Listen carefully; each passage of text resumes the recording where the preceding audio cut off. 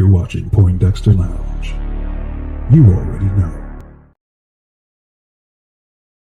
Lounge for the unity. Nicotina's mom!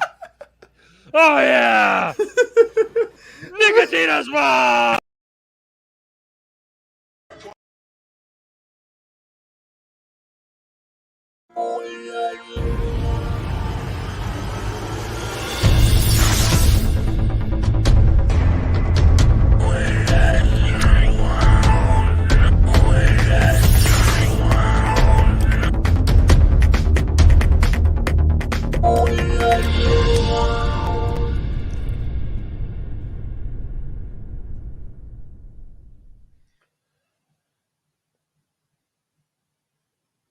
What's up, nerd family, and welcome once again to the Poindexter Lounge. My name is Enosh, aka Enosh Vet, and it is good to have each and every one of you in the lounge with me tonight. Now, look, if this is your first time to the lounge, just know that the Poindexter Lounge is a place for nerds. It's a place where you and me and my crew, meaning all of us, all of my nerd family, all of you out there can get together and talk about the things that we love. Things like TV shows, movies, games, sci-fi, fantasy, comic books, superheroes, toys, and so much more. And if those are things that get you excited in the morning, if those are things that get you so excited that you're willing to storm the beach with John Cena, and if anyone says anything about taking away the Snyderverse, you can kindly ask them to ingest a satchel of Richards. Then, ladies and gentlemen, you have found the right place, and we are so glad to have you here with us at the Poindexter Lounge. Now, look,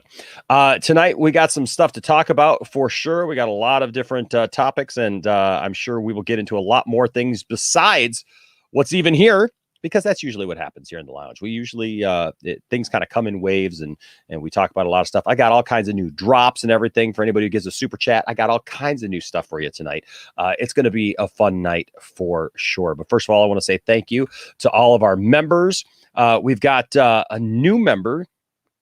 A couple new members, actually. We got Ryan Cinematrix down there on the left-hand side. We've got SuperCam1721, One Step Too Far. They joined a little while ago, but we've got Oki or Okai, I believe. Ferdinand.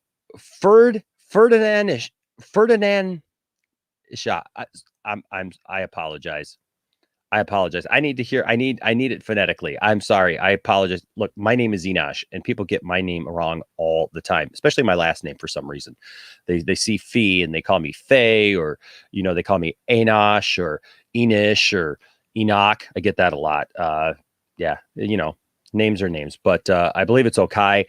Thank you and welcome as a member. And also Daniel Garrido, I believe it is, down there on the right-hand side. Thank you guys so much, and everyone who is a part of the lounge. Thank you for your membership. Don't forget, if you join and become a member, you get all kinds of cool things. You get cool emoticons, you get cool fun stuff, extras, and when we upload videos, I'm going to be uploading some videos here of the Brick, mine and Dawson's trip. He had the ability to upload his part of our trip on his channel, Nerdy in Many Ways. But I was, I had computer problems at the time. And then also I had to prep for our interview last week and just different things. And so we are back though. And so now I can actually do some video editing. So you get to see some videos early. And this Saturday, we will be doing our members and Patreon streams. So we'll have an hour just for members and an hour just for Patreons and our patrons. And you guys can come in and be a part of that. Speaking of patrons, we want to say a shout out to Irrisant Doing This. Welcome. Thank you so much for being a part of the lounge, becoming our newest patron. We are so glad to have all of you guys in our fight to restore the Snyderverse. So thank you guys to everyone who supports the channel. And look, not just that, but just everybody who watches, because it's all about the people who are watching. And never think that that you aren't looked at as important, because look, I want people to watch. That's what we need most of all. So thank you guys. Everybody who's in a position where they can help out the channel, it's always appreciated, and you'll always be thanked. But thank you to everyone who just comes by, supports the lounge, just shows up and says hi. Hey, that's what we're all about. The chat is always on fire. It's always amazing to see you guys just laughing and joking and having fun here in the lounge. And that's what we're all about, is just having some fun. So thank you guys for that, because you guys make doing this a lot of fun. Speaking of the chat, I want to go in and say what's up to Okai is here. Ben is here. And good to see you. Katsuka is here. Good to see you. Ryan, always good to see you. Barcelona B, what's up? Fowls is here. Hey, look there. The lovely Tifftastic is in the chat tonight. Hey, thanks, Ben. You know what? That was such a great stream and just a great thing to be a part of, just to watch them. I got to get a couple clips from that even that I haven't even done yet that are just going to be amazing. So absolutely. What's up, Super Cam? Says, what's up, Enosh? Make Man of Steel 2. Yes, absolutely. Hashtag make Man of Steel 2. Hashtag restore the Snyderverse. That's what we're all about. Brian, we miss you tonight, brother. We miss your energy in the lounge, man. We miss you, man. We need you. We need you in the lounge. We need you here. But we understand if you can't, but we still need you. Says, what's up, my nerd family? Just lurking tonight. Good to see you, man. For sure. What's up, H. Barts? Oh, H. Barts in the house. Hey, old Kermit the Frog here saying, hey, thanks for coming to the Poindexter Lounge. Yay! It's so good to see you, H. Barts. Always good to see you in the chat. What's up, RJ? Resident Justice is in the chat. You Do Suck is in the chat, but we don't suck. But that is, we do suck. What's up, Jeremiah? Good to see you, Jeremiah. Tis I is good to see you as well. Yes, Kermit is here. We are so glad to have you all here. What's up, Mr. Fahrenheit? Good to see you. What's up, Joey? Whoops, if it pulls up. There it is, Joey. Good to see you in the chat tonight. Screenfest is here. But look at all these people here. The main man is here. That's so cool. The Rock would wreck Henry Cavill Superman all the time. We're going to talk about that tonight. And yes, even as Tiffany said here, talking about Subway even getting in on this Snyderverse stuff. And that reminds me, I don't think I sent that picture to my computer to be able to use, because we gotta show that for sure. And just to make sure, we did it just now. So thanks, Tiff, for helping me with that. Let's see, anybody else here before? What's up, Sickness? Get up, get down with the sickness. We are tonight, and so it's good to see you, Sickness, for sure. What's up, Alex, filmmaker? Good to see you. Salsa Picante, making it hot up in here, bringing the spice. The spice. We love the spice. What's up, Black Ops? Good to see you, sir. And let's see. I think DC Talk with Extended. Always love DC Talk with Extended. What's up, Anthony Beltre? Good to see you as well. Sean C, another great member of the channel. Todd Fair always has a differing opinion sometimes, but you know what? Still much respect and much love for Todd. Todd and I have awesome conversations offline. Well, it's actually online, but just not here in the chat and stuff. And so always good to see Todd. Todd, we're always good to see you, man. Efren, good to see you. Andre Christie, good to see you. Donatello, good to see you. Ryan, Ozzy Mandeus, good to see you. Let's see here. Matt Jarbo lurking tonight, probably out doing some deliveries. Well, if you get done, Matt, you are welcome to come on in and never do that again, Enosh. Let's see. Oh my goodness, right off the bat. Oh my gosh. Look, Dravwalker, this is Luke. We had a great conversation the other night once we were done with the show, and that was a lot of fun. With $100 Australian. Thank you so much, man. Thank you so much, brother. It means a lot to me. Says, hey, Enosh, thanks again for having me on your last stream. I can't stay long. I'm sorry, but I'll always support when I can. Be awesome to join the stream again sometime if cool. Hashtag restore the Snyderverse. I'll tell you what, Luke was a great guy, and it was really great getting to know you a little bit more. You know what? We got to do another call-in show. Maybe we'll do another call-in show maybe Friday. is when we'll do a call-in show, because tomorrow we're going to do 2 Cents on Nonsense. Don't forget, 2 Cents on Nonsense can be seen here every Thursday at 9 p.m. Eastern Standard Time. And that, of course, is the show that I do with my good friend Johnny.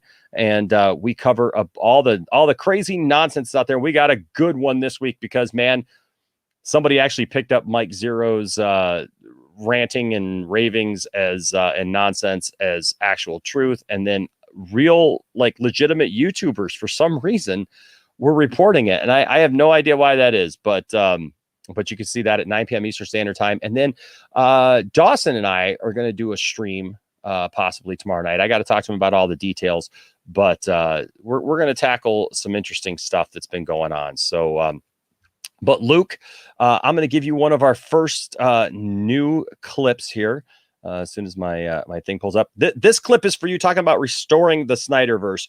This clip is behind the scene footage of Ant Sarnoff trying to do the math of whether or not it's a trilogy or 5 movies, because I've been saying it over and over again. A 5-movie arc does not a trilogy make.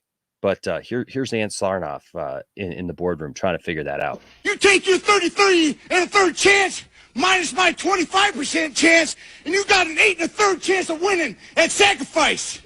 But then you take my 75% chance of winning, if we used to go one-on-one, and then add 66 and 2/3%, I got a... I don't think Ann knows what she's talking about. She needs to figure out how to do some math for sure. H Barts with a $2 super chat says Matt Jarbo versus Enosh, Dawn of Justice. That's right. Yeah, boy, that would be a fun one for sure. And so, but you know what? Look, I love Matt. Matt, I love you, man.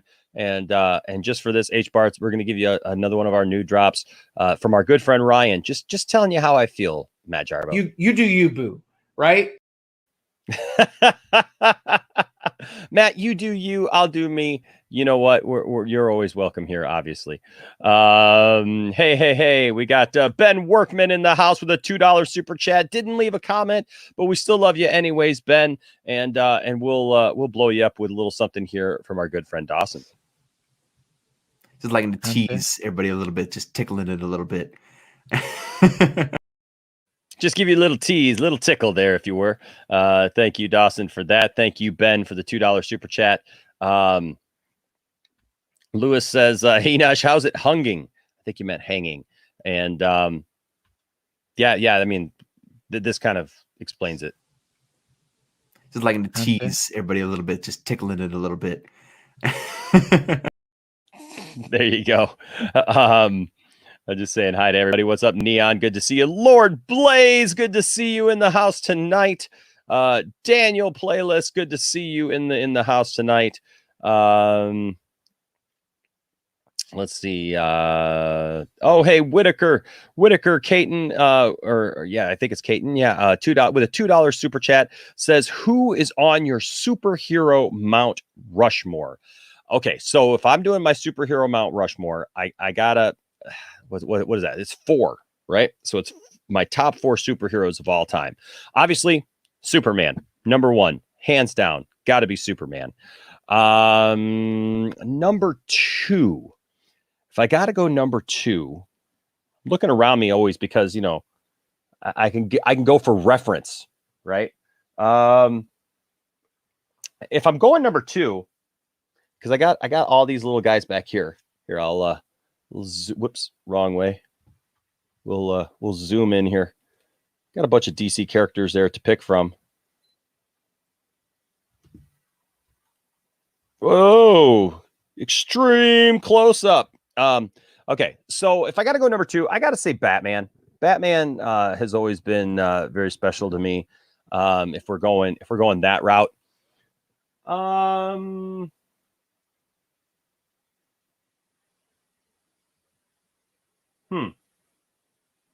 I gotta go Superman, Batman. I guess what constitutes as a superhero? I mean, I love Wonder Woman. I mean, the Trinity, you can't go wrong with the Trinity, right? I mean, you got to put the Trinity up there. And then the question is, who's that fourth one? So I would say the fourth is probably a tie. And this is going to be a kind of a funny one for some of you. But it would be probably a tie between the Flash and I'll be honest with you, the Flash is probably that guy, right? The Flash is that dude. He definitely number 4. Or, like maybe a tie between, as far as being serious, a tie between the Flash and Green Lantern. And I might even put Green Lantern up a little bit before Wonder Woman, somewhere right in there. But if you want the one from left field, just the fun one from left field, The Greatest American Hero.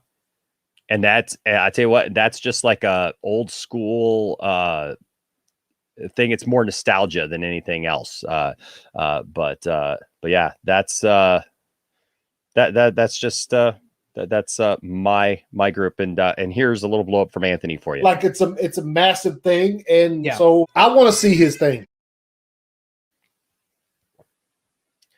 Well, that sounds like personal thing there for Anthony, but thank you, Whitaker, for the $5 super chat. Lewis Cox with a £5 super chat, thank you, sir, says, hey, I have seen Zack Snyder's Justice League. It was way better than Justice League. Absolutely, man, absolutely. I'm glad you finally got the chance to say it, or to see it. I said say it because I'm also looking over here at my Matt Jarbo is bigger than your Matt Jarbo, says, as Beyonce once said, say my name, say my name. So I apologize for that. Yeah, man, look, it's absolutely fabulous. It was so good. This is what we can just do with Justice League. Just toss it, leave it. All right. We'll maybe visit it as a joke every once in a while. I don't know. But anyways, we've got a lot to talk about. Absolutely. 66 2/3 chance. The numbers don't lie, Sean. The numbers do not lie. I'm glad you guys like those clips. All right. So anyways, ladies and gentlemen, we're going to talk about this stuff, and I got somebody here to talk about it with me, and I sent out some invites. We'll see who joins us as the evening progresses. But ladies and gentlemen, will you welcome with me, please, to the lounge, a guy whose Plex server is like literally off the chain amazing when it comes to content. Like if this guy put out his own channel, his own streaming service, you would literally have content for the rest of your life. Ladies and gentlemen, I'm talking about none other than the one, the only, Zod Ryder. How you doing, Zod? Hey, what's going on, Enosh? It's great to be back in the lounge, man. I tonight is so monumental. There's so much to talk about, and just being here with you, man, is always great. Oh man, well, I'm always glad to see you too, Zod. Yeah, it's been an interesting week for sure. Lots of just craziness, man. One thing that sticks out to me that I want to ask you about right off the bat before you get into all your topics is what's up with HBO Max removing the trending section on the app when the Snyder Cut came out, because the Snyder Cut was trending ahead of everything else. So Warner Brothers decided to go ahead and remove the trending section on the HBO Max app. They are dirty, Enosh. Did they really? They are scumbags. It's unbelievable. Did they really do that? Yeah, because you know why? Because the Snyder Cut is number one. The Snyder Cut was their most trending thing, and then all of a sudden the trending thing isn't there anymore. So it just goes to show you that they're so butthurt by the Snyder Cut being as successful as it is. I've never seen a company allergic to money. I'm sitting here like, man, I'm sitting here loving every moment of all this, looking at WB stammering and squirming, trying to figure out what they're going to do. Like, oh my God, the Snyder Cut is bigger than anything we've ever released. And they just don't want it. I mean, bro. Well, yeah. Well, this right here, man. Mm-hmm. That right there. Yes, right? sir. You can't take that away. You can spin it however you want to spin it. You can do whatever you want to do. But the reality is, dude, at the end of the day, y'all made it happen. Okay? At the end of the day, folks, you all came together. You all made a difference. You continue to make a difference. Barcelona, yeah, I think that it's very shady.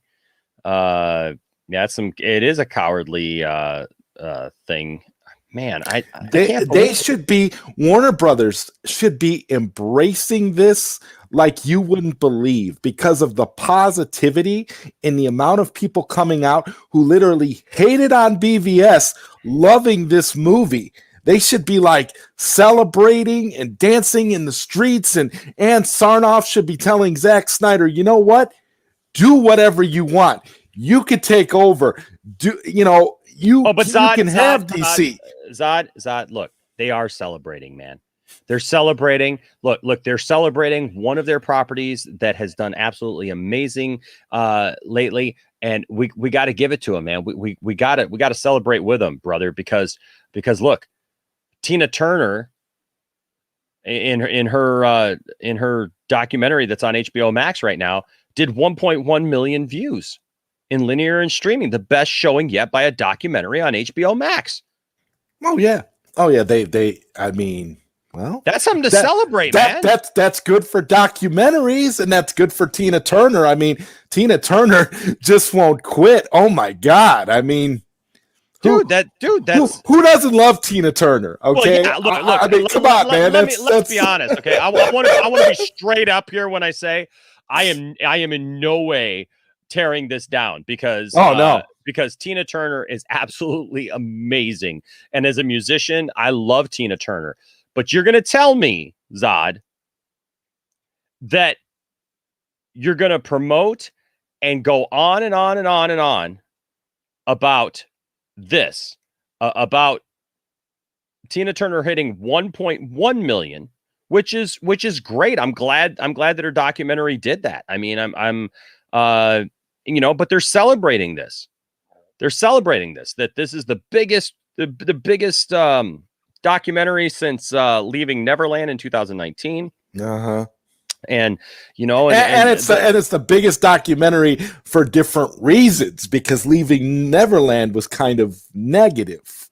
Yeah. But this is actually, I'm a little confused as to when they can get 1.1 million views and herald this as amazing and fantastic. It's a masterpiece. Yes, which is fine. But Zack Snyder's Justice League comes in. Can't catch a break. At 2.2 million domestic here in the United States, and another 954,000 in the UK. And that's not even counting all the stuff that it did to absolutely break the record in Canada and Crave and other streaming services all over the world. Yes. And we have actually not even got any kind of update yet. We have gotten absolutely zero word from HBO Max. That's how deep the hatred runs, man.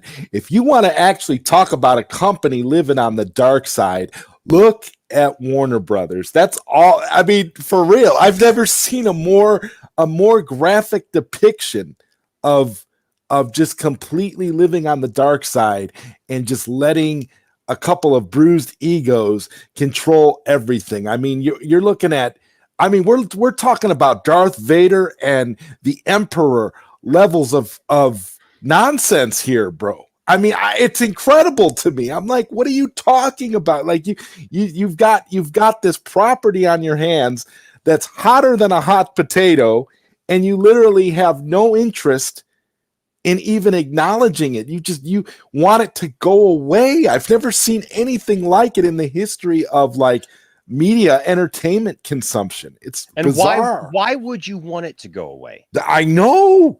I mean, because let's just say, let's play devil's advocate here for a second, Enosh. Let's say that they allow let's say if we all just were to go away and be like, okay, fine, we got our our Snyder trilogy. We're good. Let's get out of here. Sure. It's fine. So it goes away. What do you have to look forward to? You have mediocre DC movies that are in the Hamadaverse that aren't necessarily doing anything for anybody. Nothing is trending. And I kind of feel like when they did their Wonder Woman 84 experiment, okay, and let's just call it an experiment because that's pretty much what it was like. If Wonder Woman 84 didn't get as much traction as the Snyder Cut and didn't have people talking about it constantly on social media, on YouTube, word of mouth, out on the street in real life, if nobody cared about Wonder Woman 84, what makes them think that by getting rid of the Snyderverse, DC is going to be in better shape? That's what I want to know. Because if Wonder Woman 84 is the metric by which you are judging things, then you should already know that the Hamadaverse is, by all intents and purposes, a failure, and you should be willing to go and move forward with what people want. It's simple supply and demand. People want the Snyderverse, so give them the Snyderverse. Zod, you know what, Zod, you're speaking so much wisdom there. And my thing is, look, I don't want to do away necessarily with everything that they got coming up. Yeah.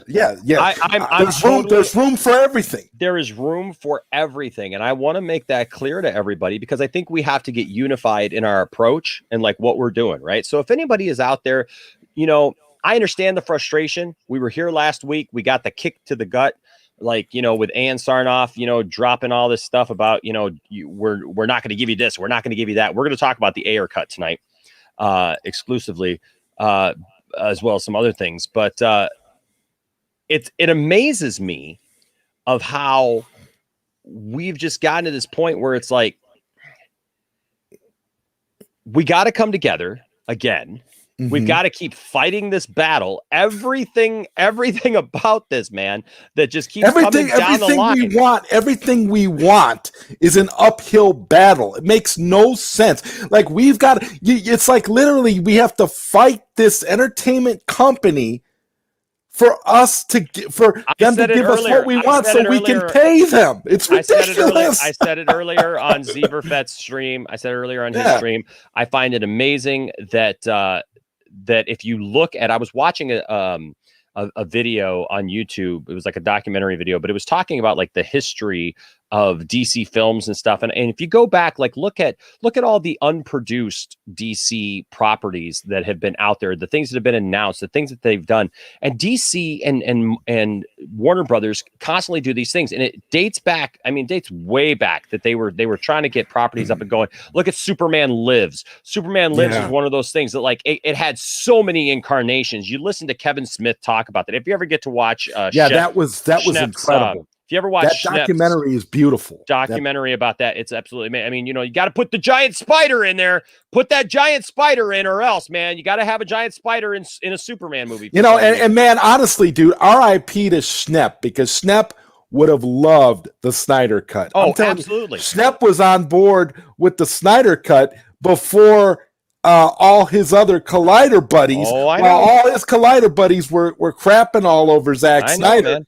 Schnepp was dropping wisdom, talking about how the movie was taken away. He was talking about it before Justice League came out. He was like, look, this isn't going to be his movie anymore. I mean, Schnepp was dropping truth. You had all that, right? And then in the mid 2000s, they got Batman Begins, which kind of came out of nowhere and I loved Batman Begins and I loved The Dark Knight. So you had those, but then it was like they worked and it was like, okay, well, here's a Superman movie, Superman Returns. We're going to go back to the Reeves era and try to like bring up some of that nostalgia. And I'll be honest with you, I was kind of down with that. I was like, all right, let's do it. But then, do you remember Justice League Mortal? Oh, yeah. Justice League Mortal. Look, there's a lot of people that kind of look at this Justice League Mortal movie that was supposed to be, what was it, Wolfgang Peterson, who was supposed to do Justice League Mortal, I believe. And so it was out there. It's been this elusive thing. I actually watched that you can find it on YouTube. I believe it's still on YouTube. What was a reading of the script for Justice League Mortal. It's 2 hours long. I've got it. It's amazing. It's 2 hours long. It's amazing. But let's be honest. If you listen to that, there's some people now who have tried to look back at that and say, well, Justice League Mortal would have changed the game. It would have been amazing. It would have spawned. It would have spawned all these solo movies. We would have had Army Hammer as Batman. We would have had, all these. Yeah, Army Hammer as Batman. How would that have worked out today? Anyway, the idea though with Mortal, and that's the thing, because I have listened to that script reading. I've actually listened to 2 versions on YouTube. There's one where they had a bunch of like people sit down, like a bunch of celebrities sit down. You're right, Sean. It was George Miller. It was George Miller. And then there was another. It was George Miller. I always make that mistake. Yep, you're right. It was George Miller. I don't know why I always think it was Wolfgang Peterson. I think there's because there was some joke about Wolfgang Peterson doing something. So I apologize. You're right. Yeah, there's 2 different versions that can be found on YouTube for people that really want to get a good interpretation of what that movie would have been like. And both of the script reads are fantastic. Like you'll get the idea of the movie. You'll be able to picture it in your head. And while I agree, it would have been a great movie, especially directed by George Miller, who does the Mad Max films. Yes. You would have gotten a phenomenally looking movie with a lot of visual style, which is what we love about Zack Snyder. One of the things I can say is that Zack Snyder and George Miller are both very visual auteurs of cinema. So when you look at those 2 directors, of course, the George Miller movie would have been good. It really would have. It would have been great. Yeah, I don't think it would have been better than Zack Snyder's Justice League. No. And I'm not just saying that because of how much I love Snyder's Justice League, but I'm saying that because I have heard the script. I know what they were going to do. I know what the story was, and the story was not anywhere near as deep as what we got in Zack Snyder's Justice League. It was basically a surface level Justice League movie that would have been cool, that would have introduced us to different versions of these characters that we've never seen on screen before, like what Zack Snyder has done. But it would have done it in a more, I want to say, like, I guess, like, straightforward way. Yep. And it would have been old school. It would have been superhero-y. And and honestly, it probably would have been a little bit more along the lines of the MCU kind of thing that Warner Brothers is craving. But they, of course, killed that too. So Warner Brothers. That was my point. That's my point, is that Warner Brothers, they did that, and then there for the longest time, Zod, it was a lot of, hey guys, we're gonna do this character. Whoa, what do you guys think? Yeah. And then they would listen, and then they would see all the stuff online, and they'd go, oh, okay, we're not going to do that. And it would just quietly go away. And then they'd be like, okay, guys, well, hey, we got this director. We're going to do this movie. What do you guys think? Okay, well, nobody seems to want that. And so a lot of people say, a lot of people back and forth, Zod. They went back and forth for years and years and years and years. And to me, the thing is that Man of Steel finally gave them the credibility that they needed, because it was a legit movie. It was not just supposed to be a superhero pop bubblegum. Hey, you're just here to just, smile at the camera, wave as you fly by kind of thing. You had these moments, but the reality was that it was supposed to be something, that it was supposed to be a hero that was supposed to be a reflection of us in our world today. Because honestly, let's be honest, kids, I grew up, man. I was born in 76.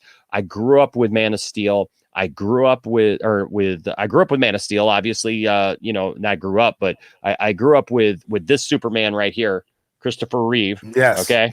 Just happen to have that right handy.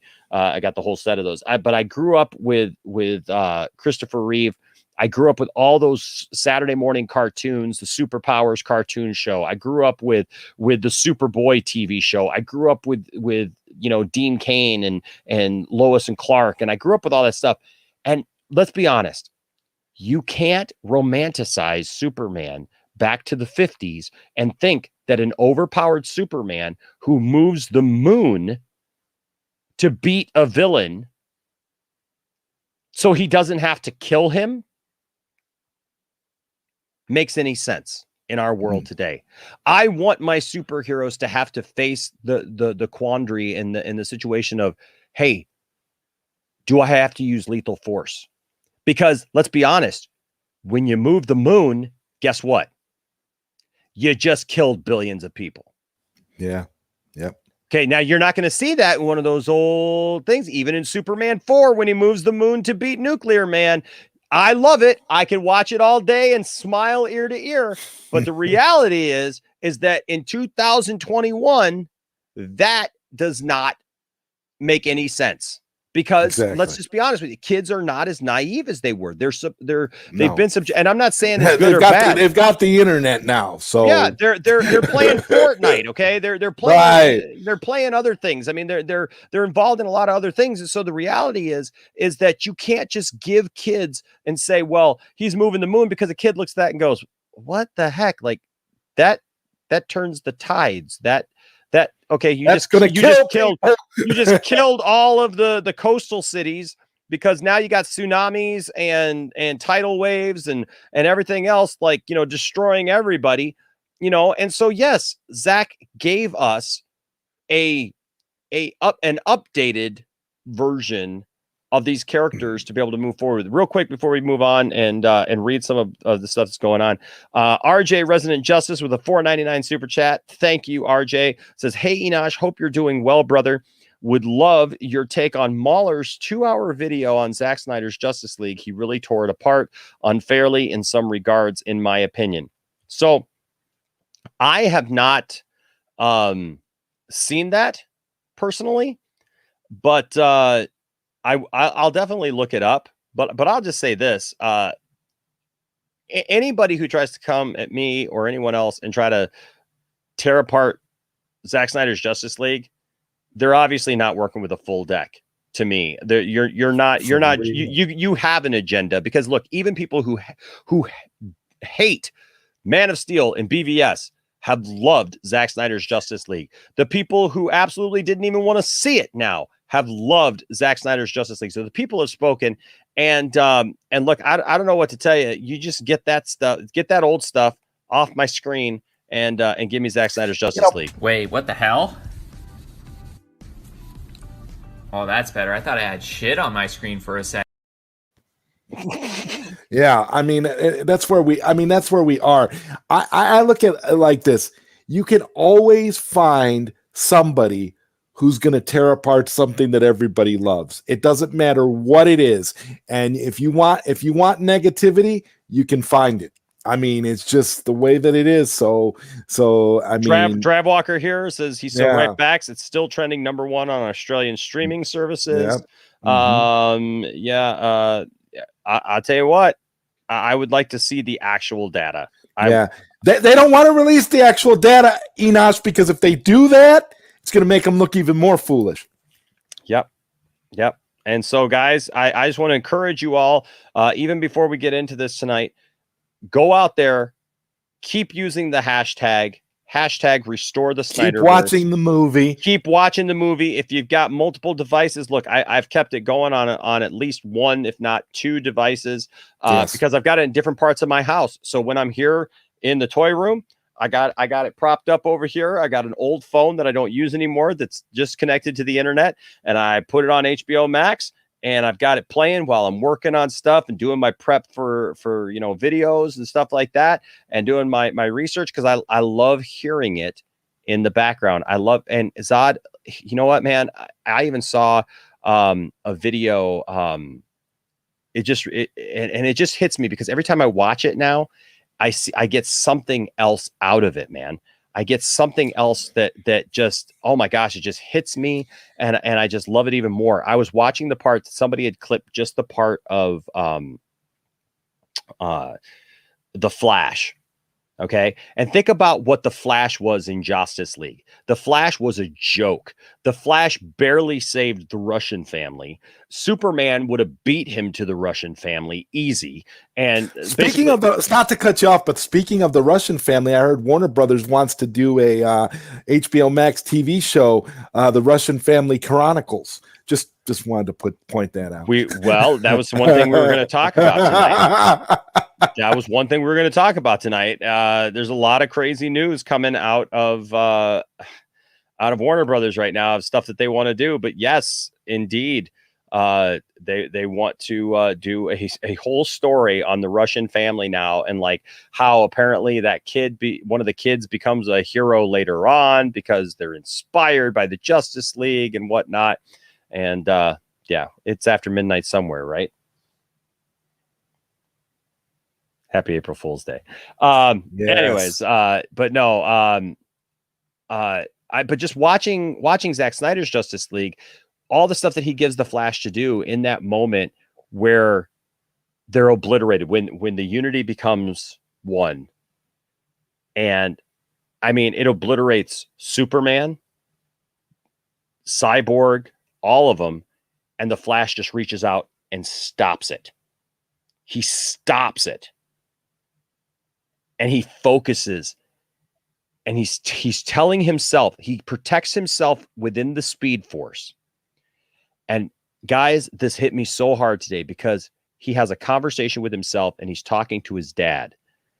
And he says, Dad, he says something along the fact, and I wish I had the exact words, but he basically says, Dad, no matter what happens, just know that your son, that I was right here along with the best of them. And then he turns and he goes and he starts with the whole thing of like being present, make your own future, make your own past, all that, man, that it's all right now. So inspiring. And as he starts to run, how everything comes back. And then when he gets up to Cyborg, how Cyborg comes back together. Superman, you see the blood and everything coming right back together in the suit and everything. Guys, so much better than Justice League. I'm sorry. I mean, like it's not even close. You can't compare them at all, really. You can't. They're so different that I've been searching in cinema for another example like this, Enosh, where you have two different cuts of a movie that are completely different. And there are a few out there, but the Snyder Cut and Justice League, I think, they're going to be teaching that in film school.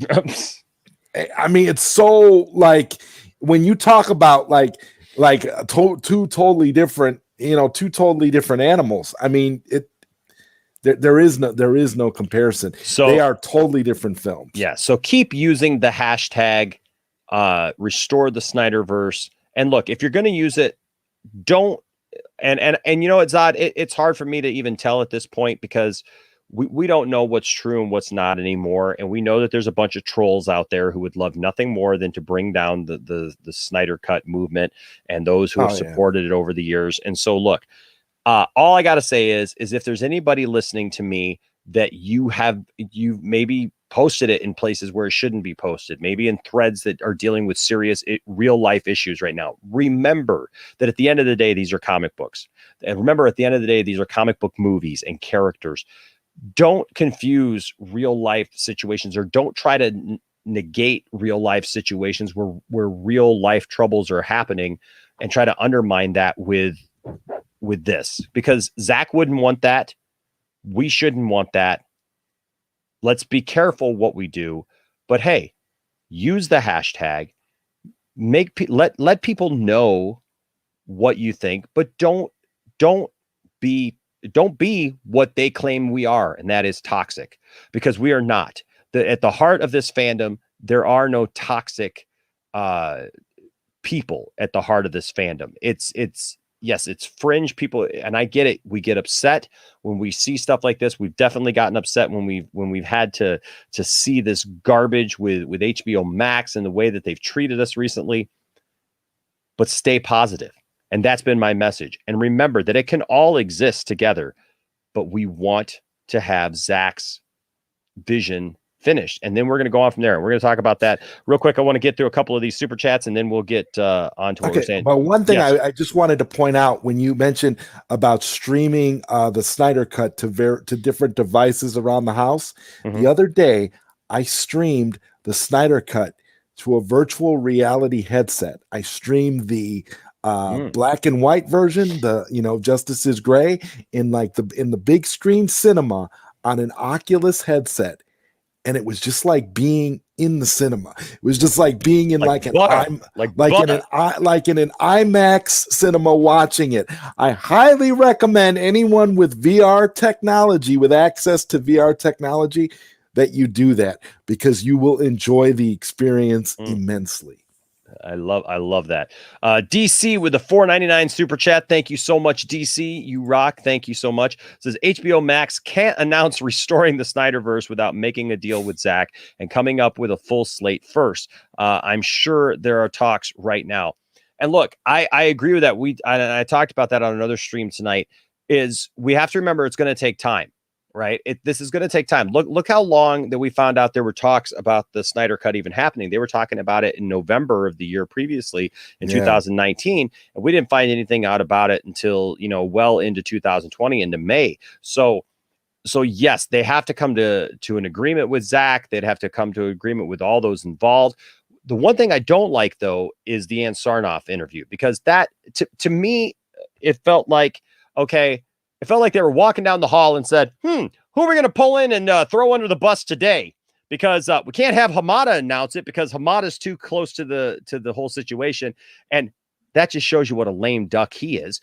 We can't have him announce anything. So because he's too close and it'll bring too much backlash. So don't have Hamada. Well, let's see, maybe Toby Emmerich. Oh, no, can't do that either. There's another lame duck for you.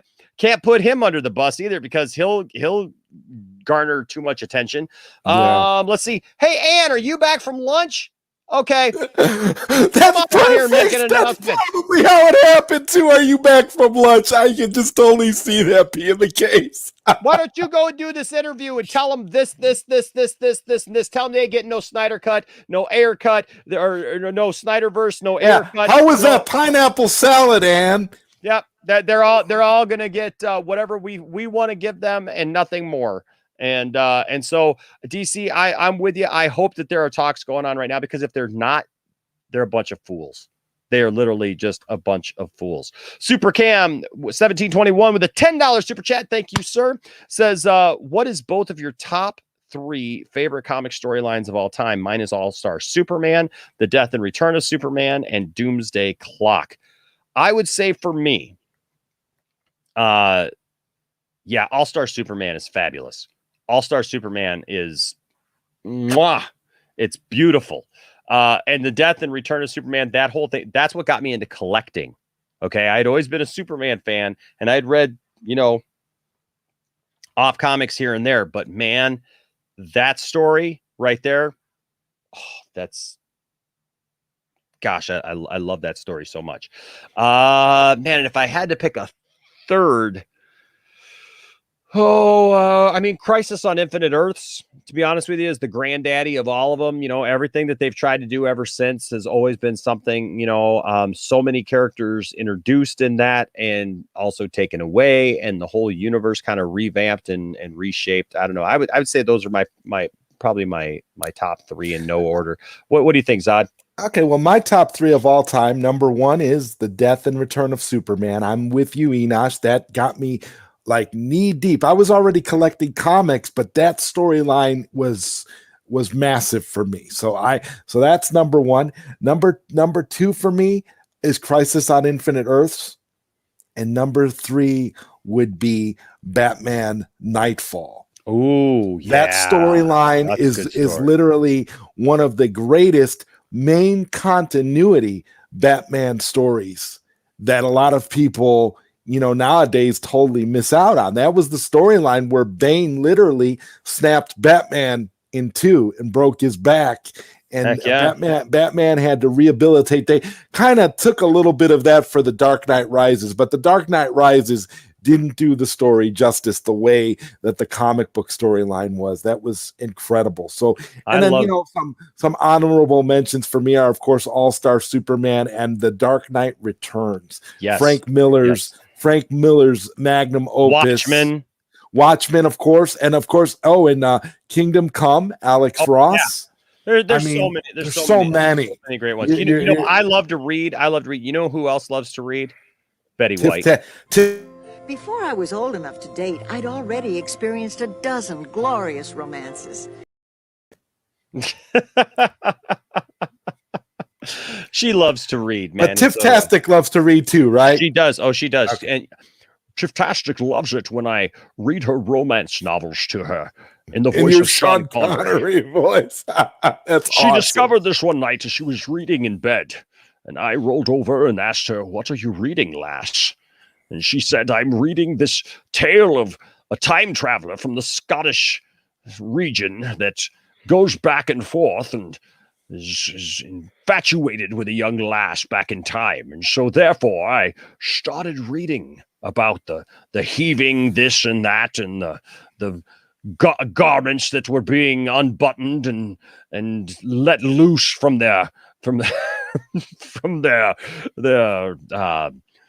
constraints." And she was very happy with that. And I'll just say we weren't reading for long. That's all I will say about that. Oh, that's awesome. Yes. H Barts with a $2 super chat says The Rock was supposed to play Black Adam back in 2007. Yes, The Rock has been supposed to do this for a long time.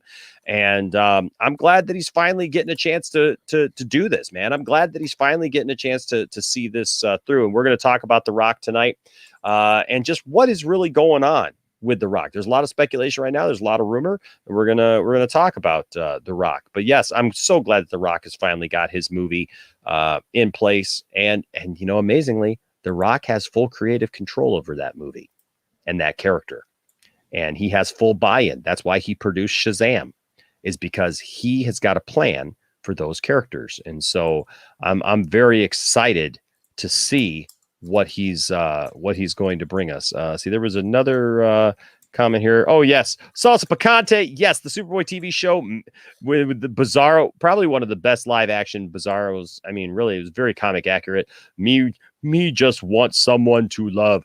They have that Bizarro mask and everything at the Superman Museum in Metropolis, Illinois. So cool. So very cool. Let's see. What's up, Zentek? Good to see you, man. Hey, Zentek. Always good to see you, bro. Let's see. Okay, I think Ann Sarnoff's in the chat.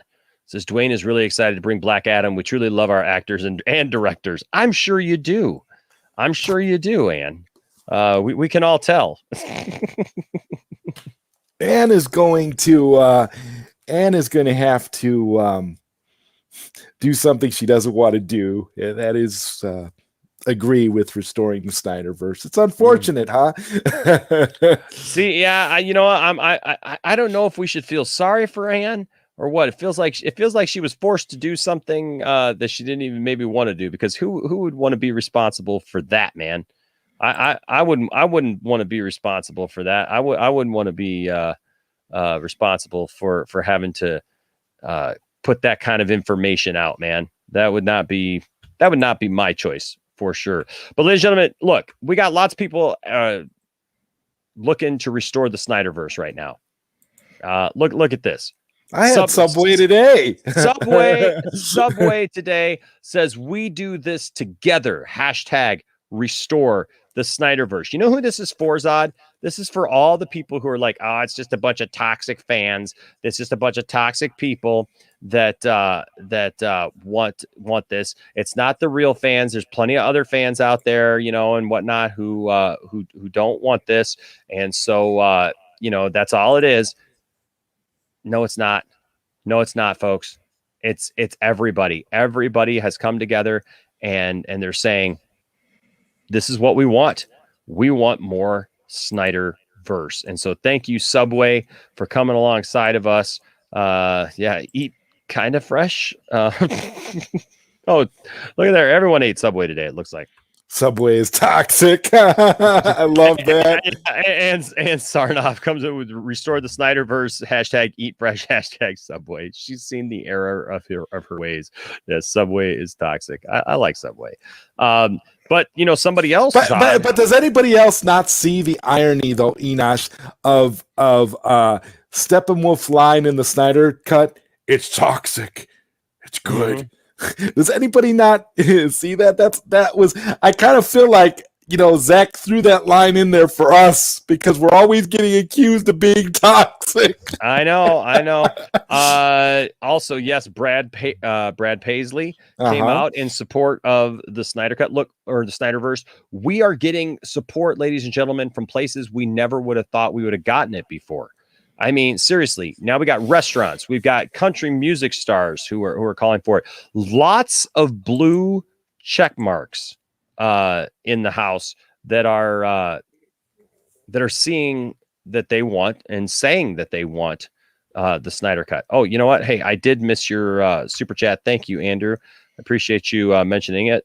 This thing was bouncing around and I definitely missed it. So thank you for putting it up there. Andrew Christie with a $10 super chat. Thank you so much, Andrew. Says, look at the comments of every YouTube video posted by HBO Max and Warner Brothers since Zack Snyder's Justice League was released. It's insane. Hashtag restore the Snyderverse.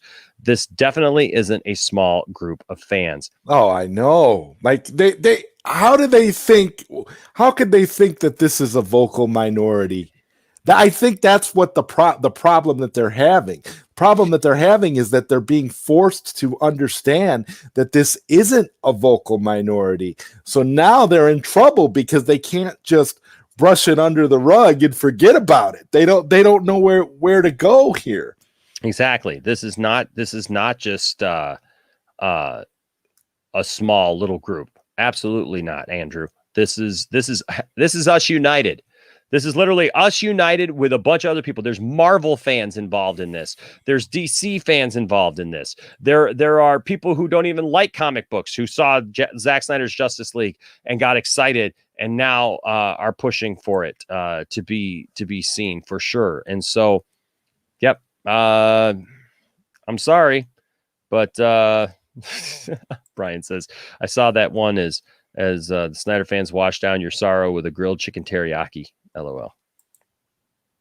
But yeah, so Zod, check this out, man. Check this out. So Joe Manganiello here came out and he's talking about it. He wants the Snyderverse to be restored as well. Of course he does. Do you see how badass his character is? Just saying. It goes without saying, but for that short time that he was in Zack Snyder's Justice League, it was established just what kind of awesomeness he's going to be in terms of a threat towards Batman. Zack Snyder directed it masterfully. We didn't need anything else. It was just like we got just enough of him to be like, my God, I want to see that Ben Affleck Batman versus Deathstroke movie. I mean, if I was him, I would be pestering Warner Brothers every single day. I mean, because this is just, he's like, look, I got a chance to be one of the greatest DC villains ever, and you don't want to continue the storyline? Ben here says, I'm cutting my hair like Nightmare Deathstroke on Friday. I can't wait. Man. Hey, that's commitment. He says, I already have a mohawk. So there you go. I already forgot. Is it Ife? I believe. I forgot what it was, but I think it's Ife. It's not a vocal minority at all. It's worse now because more people want to see the Snyderverse continue. Absolutely. Normal people outside of the internet want more of the Snyderverse. Heck yeah. It's not just us. It's not just the online community. You have people that are like crazy about it, that don't, follow everything on the internet, that actually devote their lives to bigger and better things. And they are looking at it like, yeah, I want to see more of this now. Right. Right now, look, Evil Chicken, I agree with you. I don't think that people really believe what they say when they say that they like Justice League better because, how many people are there that say Justice League is better? I think I've only seen maybe one or two online somewhere. And let's be honest, the ones that we've seen, we know who those guys are. We know who those people are. We know what their agenda is, and we're not buying it. We're not buying it. But like I've said many times since this all started, how sad would it have to be for you to be in a position where you felt that you had to continue this line, you know, like that you had to continue this lie and this line of saying this, you know, I mean, and that's the thing is they can't admit it. They just can't admit it. But back to this, Deathstroke actor Joe Manganiello has advocated the Justice League Snyder Cut and Zack Snyder's vision for the DCEU, as well as Ben Affleck's The Batman. Joe Manganiello, the actor portrayed Slade Wilson, Deathstroke, in Zack Snyder's Justice League, has joined millions of fans and Zack Snyder supporters in the Restore the Snyderverse movement. The campaign, which began in the wake of the release of the Snyder Cut and its visible superiority in comparison to the theatrical version of Justice League, as well as how Warner Brothers changed the approach towards DCEU, garnered over 1 million tweets, 1.5 million tweets, I would say. Yes. Set the record, beating out Endgame on Twitter in just 24 hours. The movement focuses on fans persuading Warner Media to restore Zack Snyder's original plans for DCEU's shared storylines and reinstate his original slate of films, with all previous cast members and crew returning. Throwing in his support, Joe Manganiello tweeted a behind-the-scenes photo of his character's nightmare look from Zack Snyder's Justice League, sporting a mohawk and donning a weary armored costume while wielding a gun. The picture showcased Manganiello photographed in a black and white setting, just like the earlier character reveals of Nightmare Batman and Jared Leto's Joker. And here it is right here. You can see in that little hallway type of deal, and then he just very narrow. Oh, awesome. Yes. Oh, awesome. Yeah. Restore the Snyderverse, #Deathstroke. Manganiello's appearance in the film was met with a massive, appreciative response from fans. Though Manganiello was only featured in a post-credits cameo in the theatrical version of Justice League, he was later called back by Zack for additional photography and reshoots for an epilogue sequence in Snyder Cut, with a new look and suit, ultimately giving the audience and Joe himself some hope for Deathstroke's return to the franchise. Joe Manganiello was supposed to be the primary antagonist in Ben Affleck's original The Batman, which was later rewritten as a separate reboot by Matt Reeves, with Robert Pattinson taking on the lead role of Bruce Wayne Batman. Reeves' The Batman will release it with its entirely new cast in 2022. Joe was attached to a solo film project, which at the time was expected to be helmed by Gareth Evans. Joe was even writing the script for the film, which would have served as both an origin story for the character, as well as would have been set in a simultaneous future in the franchise. The film was ultimately canceled after numerous delays. Again, Warner Brother with its numerous delays. The further active cancellation of DCEU projects in process of shifting from Snyder's original plans for the franchise eventually put Deathstroke out of Warner Brothers' priority list and had Manganiello grow skeptical about his role. Thanks to Zack Snyder's faith in the character and Joe's ability to portray Wilson, the actor was back with a menacing look and impeccable impression. Though this is the first time Manganiello has used the campaign hashtag to voice his support for Snyderverse, he has previously praised Zack Snyder countless times, thanking him for including his character in the new iteration of his Justice League cut.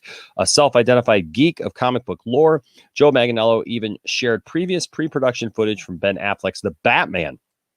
The nightmare sequence in Zack Snyder's Justice League has raised some hopes of the character's return in the franchise's future per Zack Snyder's original plans, eventually reinstating the Snyderverse. There's no telling what will become of Deathstroke and Snyderverse.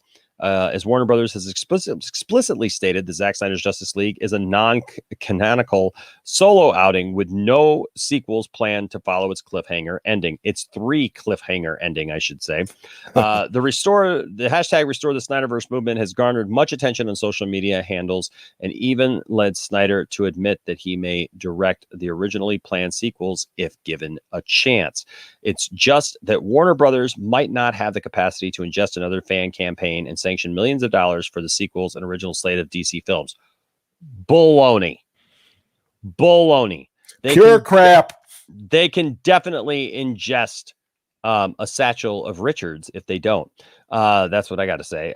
Notably, if Snyder's vision had continued with DCEU, by now we'd have already gotten Flashpoint, original release 2018, The Batman, original release 2019, Cyborg, original release 2020, and Green Lantern Corps, original release 2020, along with other spin-offs, while Justice League 2 would be awaiting release. For now, Warner Brothers is looking forward to multiple DCEU releases as per the renewed storylines, including The Suicide Squad, The Flash, Aquaman 2, Shazam, Fury of the Gods, and Black Adam, along with Matt Reeves' The Batman, all of which will release in 2021 and 22. DC Films has also sanctioned Zatanna to be helmed by Emerald Fennell, along with films based on Static Shock, Blue Beetle, and Batgirl in the early stages of writing and development. We shall see if those actually get off the ground. So even if Warner Brothers decides to go for restoring the Snyderverse, it's too tough to say when Warner Brothers will even take out the time to sanction an entirely different franchise. Again, doesn't have to be the films. Doesn't have to be in studio. Or, I mean, in theaters. Like we're looking, this can be on HBO Max. Yeah. And it needs to be on HBO Max. DC Talk with Extended with a $5 super chat. Thank you, sir. Says Enosh, check out Lightcast podcast. They gave updates. Okay. I know Lightcast has continually been giving updates about a bunch of things. I mean, they usually do. And so we love them over there. But yeah, man, like reading this article, a lot of good stuff in that article. A lot of good stuff. And I like it that it's fair. It was written in a fair manner, which leaves a lot to be said for some of the other articles that we've seen come out. Well, yeah, when we get a slanted article where Ann Sarnoff is interviewed, and all Ann Sarnoff can do is throw shade at a fandom that raised $500,000 for suicide prevention. It makes you wonder, well, actually, you can see exactly where Warner Brothers' head is from that article. I mean, from that interview. So, yeah. Yep. But like I said, I think it's great that we're seeing people step forward, that we're seeing people say, look, we want the Snyderverse. We want to see what comes next. And even if that is on HBO Max, Zod, I'm fine with that now. I'm fine with that. Would I love to see it on the big screen? Absolutely. Maybe we just get it first. I'm fine watching it at home. I'll stream it through VR and watch it in my own private cinema. I don't care. It's like, exactly. Listen, there's so many ways now to enjoy films at home that the theatrical experience, while the most optimal, is just not necessary anymore at this point. That's the reality of the situation of what we've been living through over the past year. It's better to just, utilize the technology that we have now, and streaming is so convenient and wonderful that you don't have to, I mean, as much as I'd love to see Zack Snyder's Justice League and his Snyderverse on a big IMAX screen in a theater, and it's like I feel like we as human beings have to adapt, and if we have to make a compromise, that's the only compromise I want to make. Instead of watching it in a theater, I'll watch it at home. But as far as compromising goes, I don't want there to be any more compromises. I want Zack Snyder to be able to do whatever Zack Snyder does. And just on a side note, I want to point this out to you because Zack Snyder is a very sought after filmmaker by studios right now.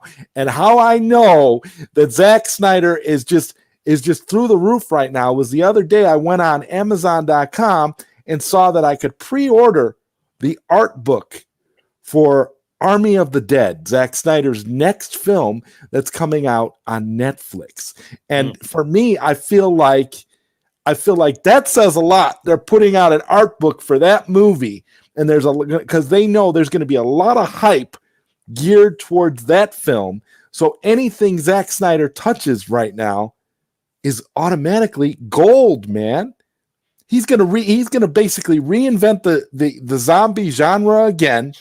He's totally blown us away with Zack Snyder's Justice League.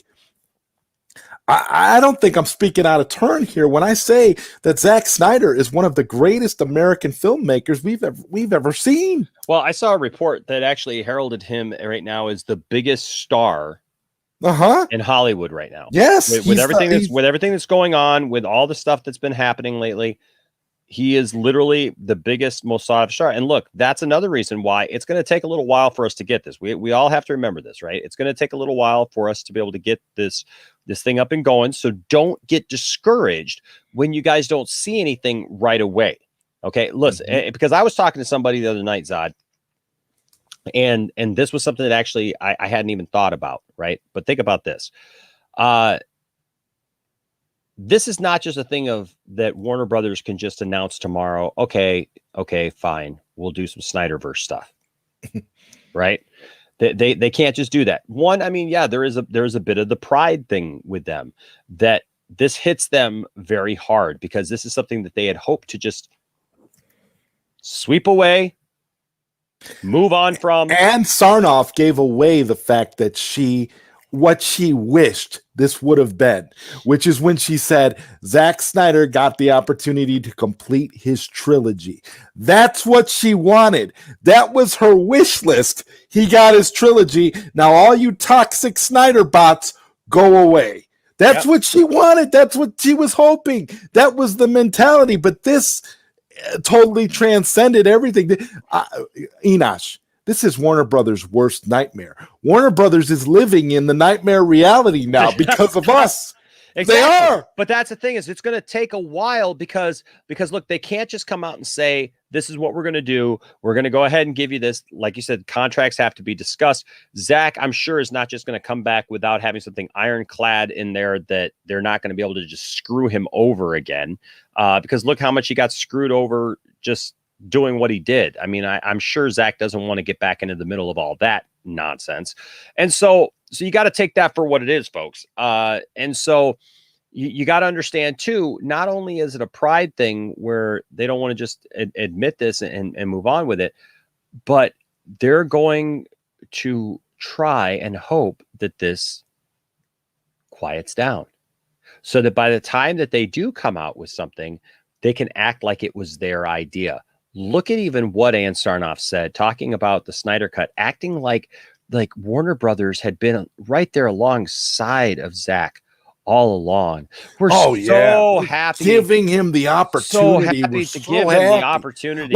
Like they just rolled out the red carpet for Zack, and they're ushering him in and offering gifts being exchanged. They didn't do it out of the goodness of their heart. They don't care. They despise us so much and hate the Snyderverse so much that I bet you Ann Sarnoff was cringing having to say what she had to say. They're super salty. Super salty. Super salty. I was going to save that one for tomorrow night for our for our discussion about Star Wars, but I had to pull that one out tonight. Andrew Christie with a $5 super chat says, exactly, Enosh, keep calm, be patient, and help #restore the Snyderverse. Zack is also breaking new ground interacting with fans the way he has. Look, beautiful. guys, look at it overall. I mean, we just had both Ray Fisher and Ray Porter both on here on Saturday night talking about this, talking about the Snyder Cut and everything. Guys, we got to keep up the pressure, but keep it up in a positive way. Okay. And that's just what I want to keep reiterating is keep it up in a positive way. Don't let it die down. Don't let it go away. Keep watching the movie. Look, we live in a world where Zack Snyder's Justice League exists. So keep watching it. You guys all took 4 years of fighting for it. Appreciate it and love it. Watch it chapter by chapter. Watch chapter 1 and then come back to it. Watch chapter 2 and then watch it. Watch it 10 million different ways. You do treat it like your favorite food. Treat it like your favorite food. Like you literally can watch it slice, dice, backwards, forwards, in scene by scene, minute by minute. You're literally by doing that, all you're doing is showing HBO Max the continued economic viability of the Snyderverse. The more we promote this, the more we watch it, the more we get normal people outside of our bubble to join in the fight and to enjoy this movie, the more we're helping Zack and the more we're just going to continue to push them in the direction we want them to go. Yes. So. Well, and real quick, I got a couple of things here. But Andrew, I'm going to give you a blow up here in just a second. I'm going to give you a clip, but I want to put it together with this comment here because it says Disney with sequels and WB with DC. Do you think the two big companies become more and more toxic? So that's the interesting thing is they keep calling us toxic, but the reality is they are toxic. They are becoming more and more toxic every day. And so because of that, I want to give you this clip because it's like they just walk around sniffing each other's butts. Best butts to sniff at the park. I don't think this is an article for human readers. Now hold on there, Stewie. Just hear the man out. Thank you, Chris. And with that, ladies and gentlemen, we want to bring in a guy that I don't know. He's I don't want to say he's sniffed his fair share of butts, but I'm sure he's had a couple people aim their butts in his general direction. Ladies and gentlemen, welcome always to the show, Mr. Matt Jarbo. What's going on, Mr. Jarbo?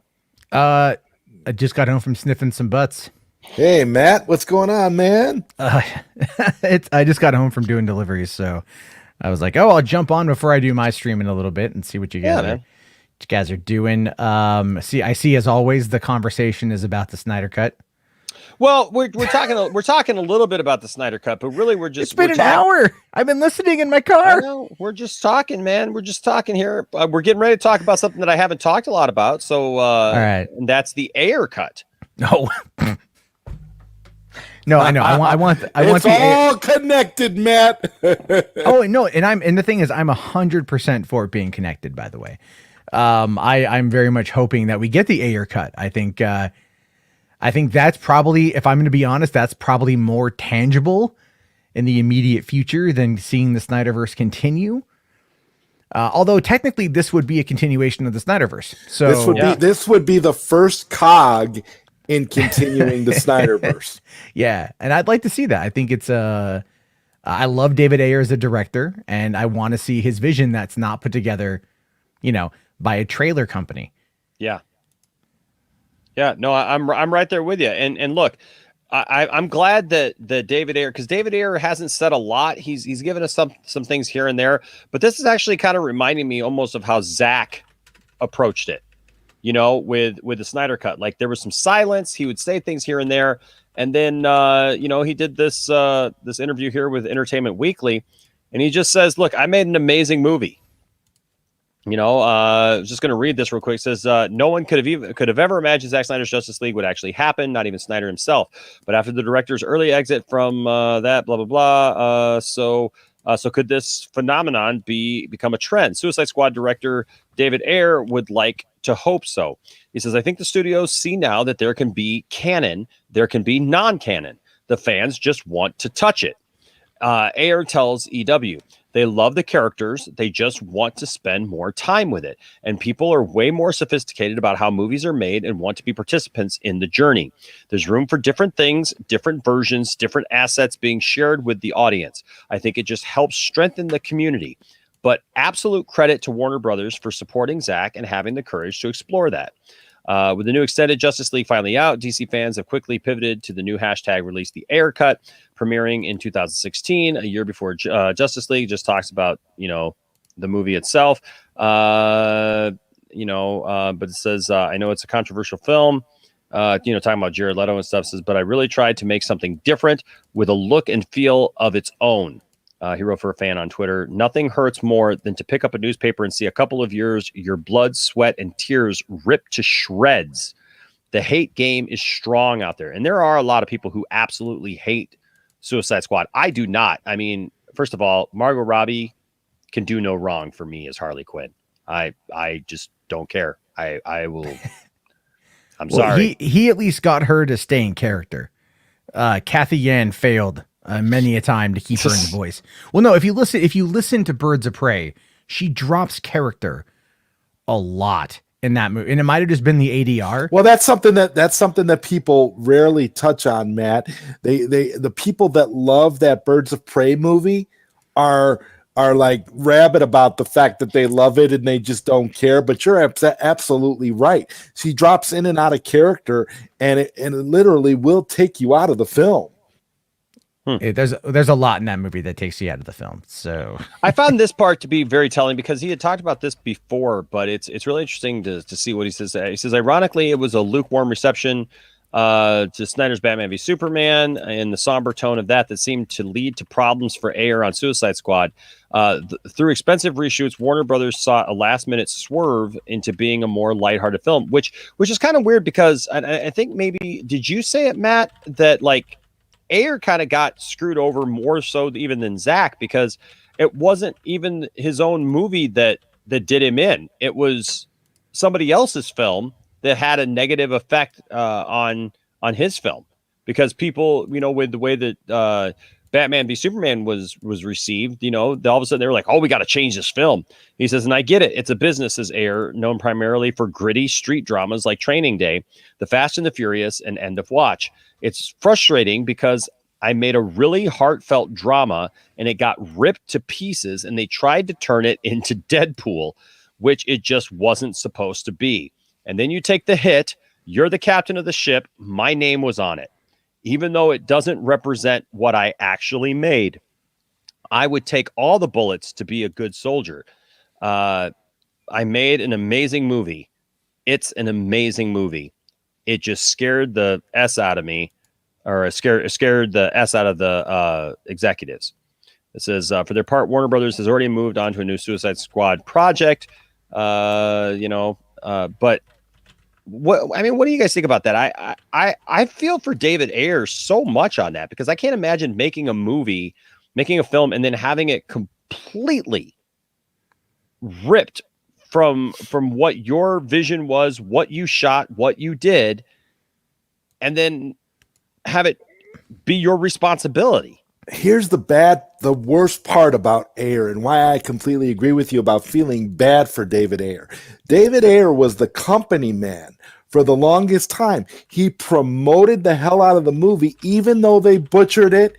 He went on, he played their game. He even said, this is my movie, yada, yada, yada. It was like he did what he had to do. He was a good little soldier. And I think in the end, what he was hoping for was that he would eventually get the opportunity to release his vision and release his director's cut of the film. I think that's what we were. I think that's exactly where we were at. And I don't know about you, Matt, but that's kind of how I feel about it. Like, I think Ayer thought that by, doing good with Warner Brothers, that would eventually get him what he wanted. And as we can see, that didn't work out too well for him. He would have been better off going the Zack Snyder route, in which he basically disowned the theatrical cut and just said, hey, look, that's not my movie. I tried to do my thing. Now I just let them do their thing.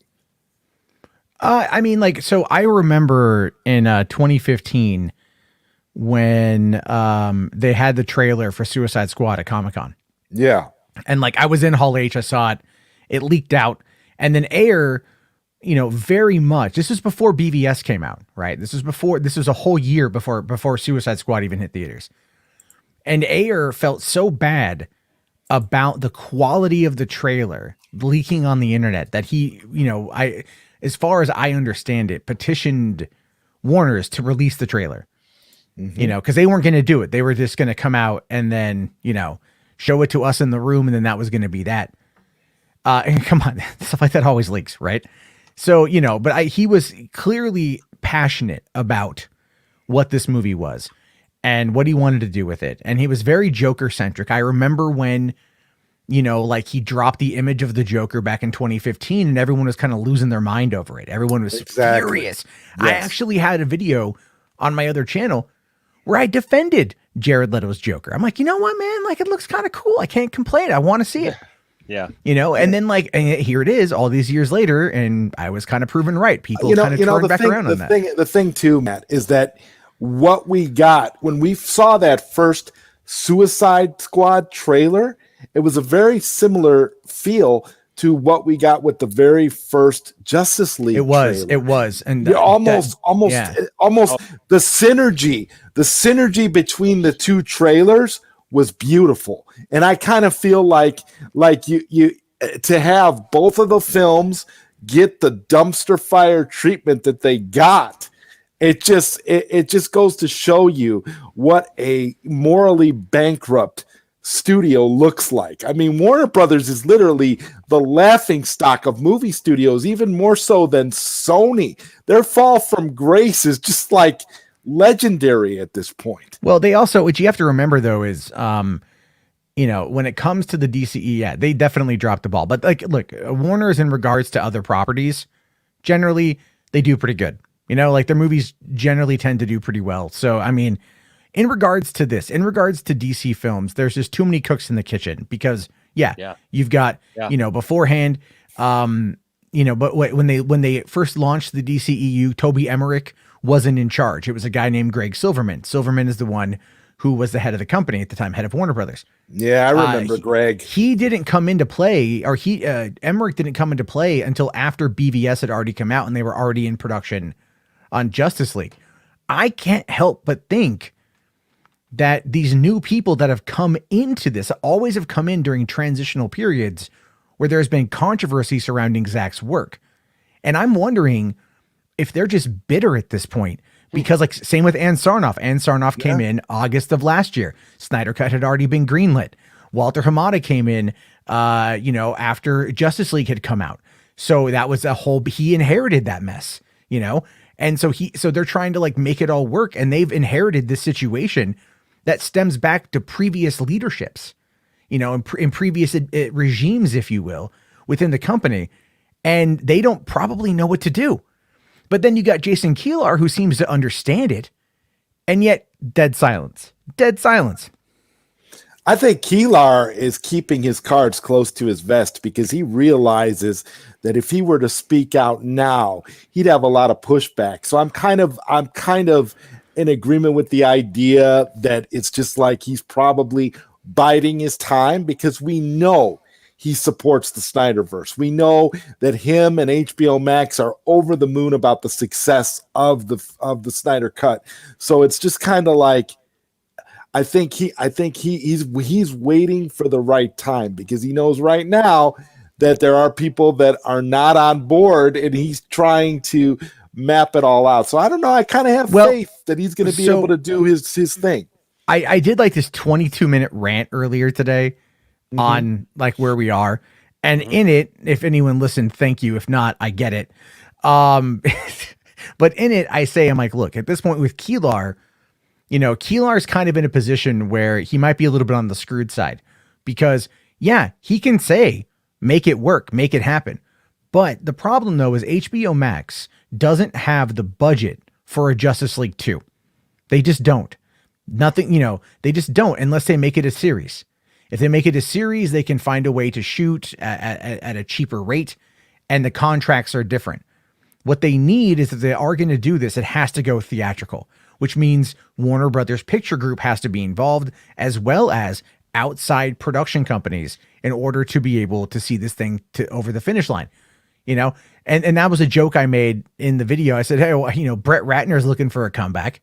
Oh, jeez. Like Rat Pack Productions is trying, you know, right? But it's like, But we're also at a point we're living through a global pandemic where things are always up in the air because we never know what's going to happen. And the reality is, if Zack Snyder does get the opportunity to come back and do Justice League 2 and 3 to say finish his 5-film arc, he'll shoot the 2 films back to back.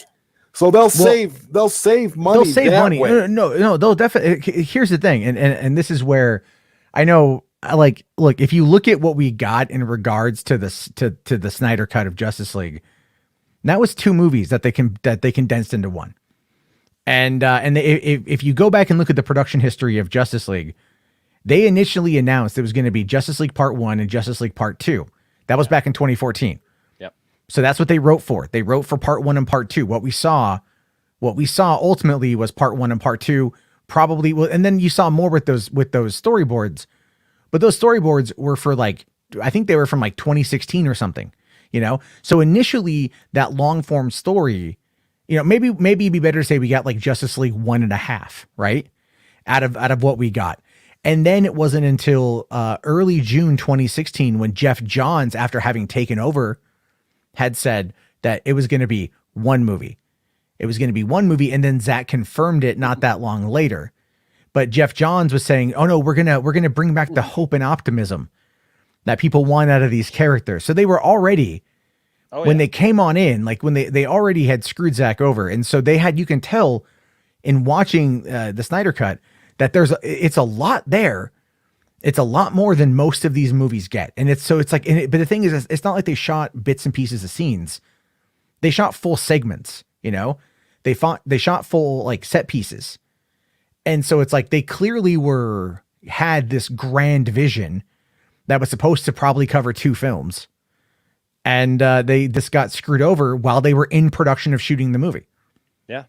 Because if you think about it, they started shooting in April of 2016, 2 months into production.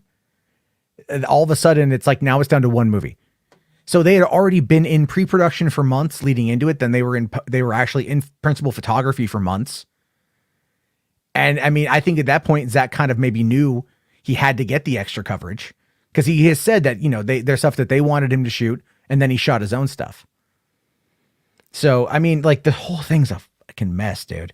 It's H-Barts here with a $2 super chat says Zack Snyder will claim his great prize. And I want to see his thing. It's a massive thing. And so I want to see his thing. Well, finally, ACS telling the truth. Yep. You want to see his thing. Want to see his thing. I'm just saying, it's there's a lot there with this movie that's it's just insane. And I'm really looking forward to when Zack is not under any NDA. And can talk about it. Oh my God. And this Matt, is going to make an epic documentary one day. That's just what I was going to say. I feel like you were reading my mind, Enosh. Like one day when we get this massive documentary, it's going to be just as compelling as the storyline for the films, because it's so, when Zack is able to just come right out and say everything about how he really feels. Oh my gosh. So many parts.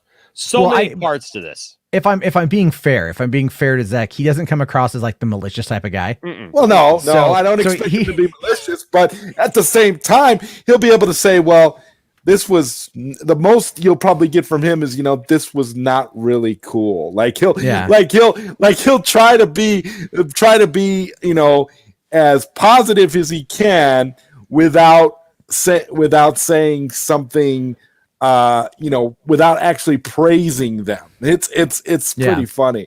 It's pretty funny. Like when he was talking about the rollout for the international viewership of the Snyder cut, when he said, the way that they've been handling it has kind of not been awesome, or something along to those effects, where he's not really saying anything negative. He's just saying, not awesome, and that's really about as negative as Zack will get, Totally.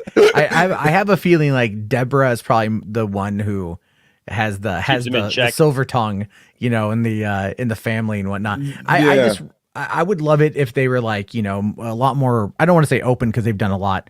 But if they were at a position to where, we could get more of that full story. And maybe because remember, he had said early on that like he never expected this to happen and that down the road somebody would make a documentary. Mm-hmm. And during the he's kind of during the documentary, he would get to show some of his black and white scenes. Yeah, that we didn't get to see. Rel says it here. Zach would diss Warner's in the nicest way possible. He's right. Yeah. That's the thing about him. He's so polite that when he gives a negative comment, it still comes off as polite. H Bart's here with another $2 super chat. Says, "Tell Matt I'm stuck at work. Send help." He messaged me last night and he asked me if I was going to go live, but I fell asleep at 9 p.m. because I was just tired. And I woke up at midnight and I'm like, not tonight, dude. I'm sorry. Just like to tease everybody a little bit, just tickling it a little bit. Okay. Just give it a little tickle. Yeah, so now we know that he likes it tickled. Okay. A little bit. Just a little bit. Just a little bit. I mean, everybody has their thing, I guess. Yeah. That's even our good friend Dawson has his thing. Does he have like an Amazon wish list full of sex toys? It's the tickler. I just need the tickler. Just tickler. The just tickler. Oh my God! Yeah, well, Dawson, just tickler. Dawson, we've discovered a new side of you tonight, and you're not even here to defend yourself. You know, hey man, I'm not going to kink shame anyone for being into some stuff. So by all means, hey, yeah, I mean, whatever floats your boat. Like you do you, boo, right? Yeah. Oh, Ben says I tickled my wife. Now she's snoring. Oh, speaking of which, though, what do you guys make of this stuff? So I'll be honest with you. I've seen a lot of people reporting on it, a lot of people talking about it, but I haven't seen anybody. I tried today to try to find some legitimate news sources. The problem is that it's all been reported by places like We've Got This Covered and stuff. And I know that a lot of people are running with this thing and they're hoping. And I'll be honest with you, I believe it. I believe it just because of the way because of who it is, but this thing about Dwayne Johnson pressuring Warner Brothers to restore the Snyderverse so Black Adam can fight the Justice League. What do you guys make of that? Okay. So it's bounding into comics. All right. So that's already kind of iffy. Right. But like, do they cite their source? So you got to. Well, yeah, they do. And that's who's their source? Who's their source? Their source is because their source matters. Like that's what you got to look at. Well, exactly. What it goes back to. Small screen. Yeah, small screen. So they go to small screen, okay. And then like the people who originally like once small screen put it out, the people who jumped on it was immediately We Got This Covered, Well, and that's what they do because small screen is relatively new. It's a guy named Edward who runs it. I've been on his stream a couple times. Nice guy. He knows Mikey Sutton, so Mikey kind of vouches for him, and I know Mikey. I think small screen got that from Mikey Sutton though. It's possible. Been pushing that scoop. Yeah, Mikey DMs me every day. He does that on the Mikey's been going on the Sil Abdul podcasts a lot lately, and shout out to Sil, and he's been laying it all out there, talking about Hamada burgers and talking about the Rock campaigning for the Snyderverse. So I mean, it's like the other night I was talking about that, and I said like the Rock is the key, and then Nicotina heard me talk about it, brought me on his show. Where I elaborated on it further. I didn't know that like small screen and Mikey had written articles about this when I said what I said. I literally just came to that conclusion. They haven't just written articles about it. Mikey Sutton has actually been appearing on a lot of Sil Abdul's live streams and speaking about it himself. Yeah. So if you're not following Sil Abdul right now, you should be, because Mikey Sutton has been jumping on there, spilling the tea, so to speak. They've done quite a bit to do a kind of like a Grace Randolph thing, but yes, a little bit, just like But congratulations, H Parts, by the way. $5 super chat says for real though. I finally got a full weekend off. It's been months.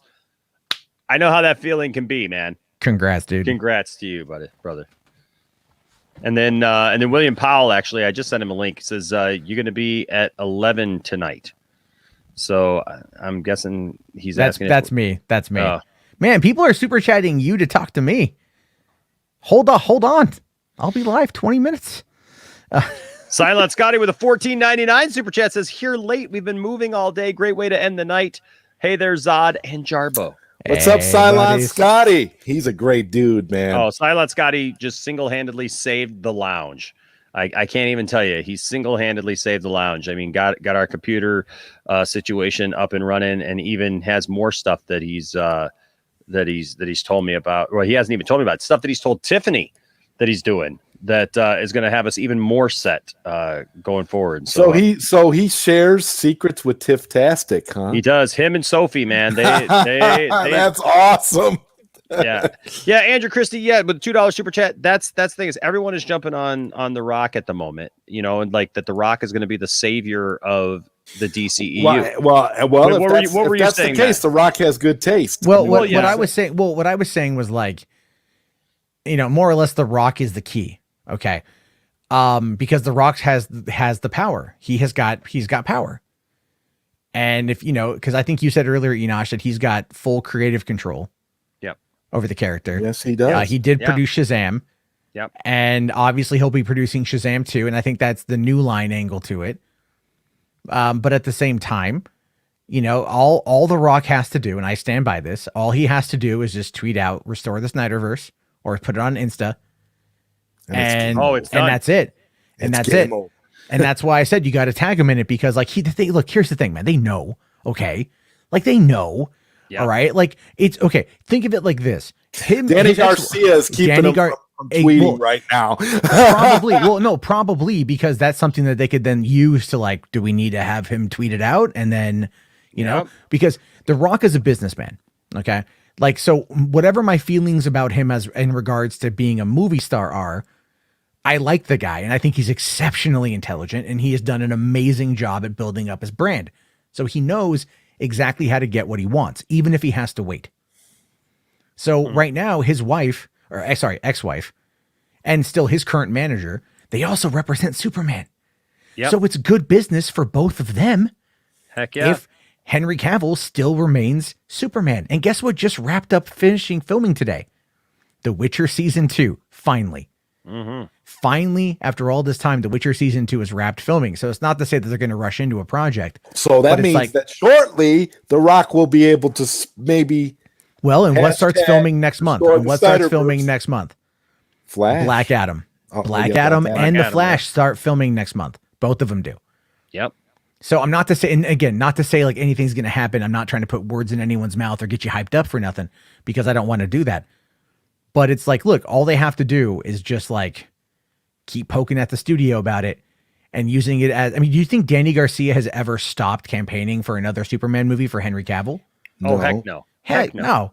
I mean, if there wasn't anything there, like Henry wouldn't have gone on. Like, because remember, Danny Garcia was tweeting about Zack Snyder's watch party of Man of Steel. Yep. Back on May 20th, like Danny Garcia was very active on Twitter about it. And that was a big indicator that something was going to happen.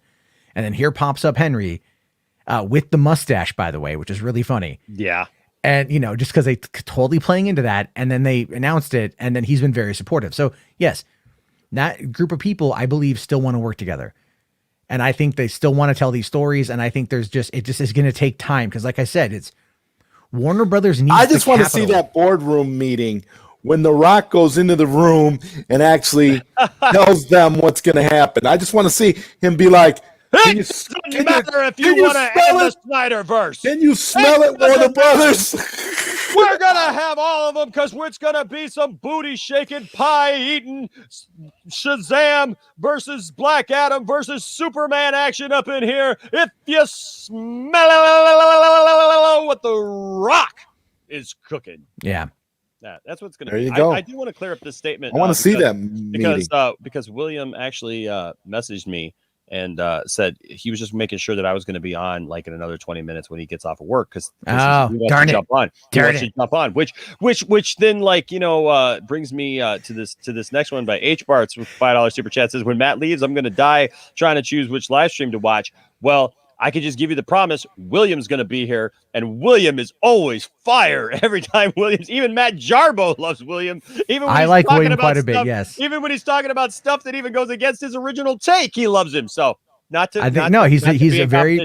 he's a very passionate guy, and I like listening to him talk. So yeah, God, 100%. I love listening to him talk for sure. So Hugo with a £5 super chat says The Rock can fully unite Shazam with the Justice League, but can he get Zatanna over in the DCEU too? I wish. Well, that's going to boil down to J.J. Abrams, and again, like you got to think of JJ. I think understands how like a consistent universe is supposed to work. You know. Mm-hmm. Because I know he's going to want to come on in and kind of do his own thing. Right. And I know that like, they're not going to spend that kind of money without that being, without that being a factor. Yeah. But, like I said before, is he wanted to make Superman Flyby all those years ago that cast Henry Cavill in Superman. Right. Before it fell apart. That was his Superman. That was a Superman. And then he comes on and it's going to be Val Zod, like that's the rumor. So it's like he's not messing with Superman, which means there's still something happening with Superman, and it ain't Tyler Hoechlin. Hecklin. Thank you, sir. I've never seen him actually act as Superman, so I have no idea how to pronounce his name. Oh, really? Yeah. But I've heard good things about Superman and Lois, so I need to check it out. The show, there's nothing really wrong with the show. My biggest complaint actually about the show is his costume. I just feel like the costume, it needs to just be, it's too padded. So like whenever he picks something up over his head, his whole chest and everything rises, and it's like almost above his chin. Oh, okay. And so it just looks a little weird. It bunches up a little bit. So that's my biggest. I don't really have a problem with the story. I actually kind of like the story, because of the fact that he's got his kids and he's trying to raise his family. It's just that every once in a while, Tyler Hoechlin is a little hard to believe as Superman, because he seems too much of a pretty boy. Yeah, he comes across a bit of like a hipster, Yeah. Like Superman would be hanging out like, in Williamsburg and just having a craft coffee. I don't buy him as Superman either. That's like my biggest problem with the thing. When I look at him, I don't see Superman. Yeah. I see a hipster pretty boy trying to be Superman. And they do keep doing this thing where like it's almost like they're trying to make him cool by giving him the 5 o'clock shadow. Like he constantly now has a 5 o'clock shadow, so it's almost like they're trying to make him cool, even as Superman. It's like, oh yeah, we'll give him this 5 o'clock shadow, and look, I like the stuff with the sons just because I like the idea of Superman trying to raise a family and do what he does, and his son's kind of having this like inner turmoil of one has powers, one doesn't. And the one that doesn't have powers was like the star football player, was the cool guy. And the other one was kind of like the emo kid who was really quiet and had some emotional issues. And that's the kid who apparently has powers now. But even then, I think that they're going to explain that away, honestly, with some of the stuff that's been fleshed out. Because I've been watching the show, and it's a decent show. Like, I'm not mad at the show. They're doing a much better version than what they've done on Supergirl and in the CW. But they've kind of divorced themselves from the entire CW because they have not referenced the CW at all. I found out about that today. At all. I found out about that today. Martha dies and like Supergirl ain't at the funeral. I know why though. Why is that? Because Supergirl is in the Phantom Zone right now. Spoilers for people who don't know and don't watch Supergirl. The season 6 premiere, I believe it is, of Supergirl came out, and Supergirl is stuck in the Phantom Zone right now. So that's why she hasn't been referenced in the new Superman show, because they didn't want the spoiler to be released ahead of the premiere of the new Supergirl show. Oh, well, I mean, I guess that's something. I just, I don't I don't hate it, but I don't love it either. I'm completely indifferent to it, to tell you the truth. I'm going to watch it. I'm going to keep watching what it is. I'm going to keep watching it because I think that there's potential there for sure. They've got a Lex Luthor from a different place in the multiverse. I would love to see Superman recast, though. Just saying. Yeah, it's just that he just doesn't look. Look, once you see, and I hate to keep going back to this, but like Henry Cavill has got that physique, right? And with the way that we've always seen Superman drawn. I mean, even my cousin made this for me a few months ago. If I can get that on here. When she made this for me, it's like Superman has a certain physique, to him. And it's like when you don't see that, and why can't we get that guy in the series, right? Like it's just Drew. I mean, okay, fine, but Tyler Hoechlin, I mean, he's just a random guy, right? And he just seems like an everyday guy who just happens to have super. Which look, I get Isn't it. that the kind of the impetus of Clark Kent? He's just like a average American. That's why I can't hate it too much, because I can't just say, well, I want the guy to be a bodybuilder. You know what I mean? Like that's not where I'm going either. So I just it's hard. H Barts with a $2 super chat says Superman is playing Henry Cavill. Yeah. Yeah, well, and that's the thing is I think that they're trying to copy a lot of stuff, I think, from the Snyderverse, which I find is interesting. I mean, the suit's darker, there's no red trunks. There's some things there. And there's been a couple of darker moments, I will say. And there's something about what's her name as Tulik as Lois Lane. There's something very much Margot Kidder about her and in the way that her face looks. But there's sometimes that I just don't buy her and I think that's my biggest struggle right now is I don't necessarily fully buy both of them as Lois and Clark. It's like, for example, let's use another Superman series as an example. When you look at, Tom Welling and Erica Durance, you could see them as Clark Kent and Lois Lane. Yeah. That made sense. They look the part. You didn't really have to suspend disbelief. You were like, okay. But when you look at Tyler Hoechlin and you look at this new Lois Lane, you got to struggle because not only do these actors not really embody those characters, in physicality, but they're kind of just. They kind of just are. And you can kind of get behind it a little bit because like you, Enosh, it's like, I want to like it because it's a Superman series. I want to support anything that they do with the character, but I'm having a hard time because of the cast and it's taking me out of it because he just doesn't embody Superman and she doesn't embody Lois Lane. There's bright moments. There's bright moments. There's bright moments, but I feel, what I feel like I'm watching? I feel like I'm watching New 52 Superman. I don't even know if I would say he's New 52 Superman. I feel like he's just like a new incarnation because he's definitely different from how he was being portrayed in the other CW shows. That's another thing. Oh yeah, for sure. Because they jobbed him out. They jobbed him out hard on everything. They castrated him in CW. He was getting his butt handed to him left and right by the CW. I mean, up until he got this show. He was basically the CW's jobber. He even jobbed to Supergirl because there was that whole conversation where Superman actually told Supergirl, "Oh, they don't need me because they have you, so I can leave and do Lois, my thing." And dude, even Lois is what Lois Lane should always give Clark Kent a hard time. She calls him Smallville for a reason, she teases him. There's all these things, but it's also playful because especially when Lois and Clark are together, she loves him. You know what I mean? And there's that love. There's that friendly teasing. Like Tiffany gives me a hard time all the time, but there's love behind it, right? And so I'll tease her, and even if you say something harsh to somebody that you love, and you have these playful little things, it's fine. But when during Crisis on Infinite Earths, when she tells Clark that the world doesn't need him because it's got Supergirl, it's not playful.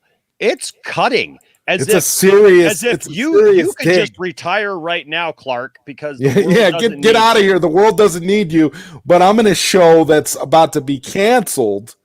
Yeah, it's very weird. It's very weird. Andrew Christie here with the $5 super chat. Thank you, Andrew. Says Tyler is really likable in the role, but doesn't have that Superman presence. I'm conflicted. I'm right there with you. I want to like it. And there's these moments of greatness. Like there was a moment where like Clark sped in, like he was listening in on his kids.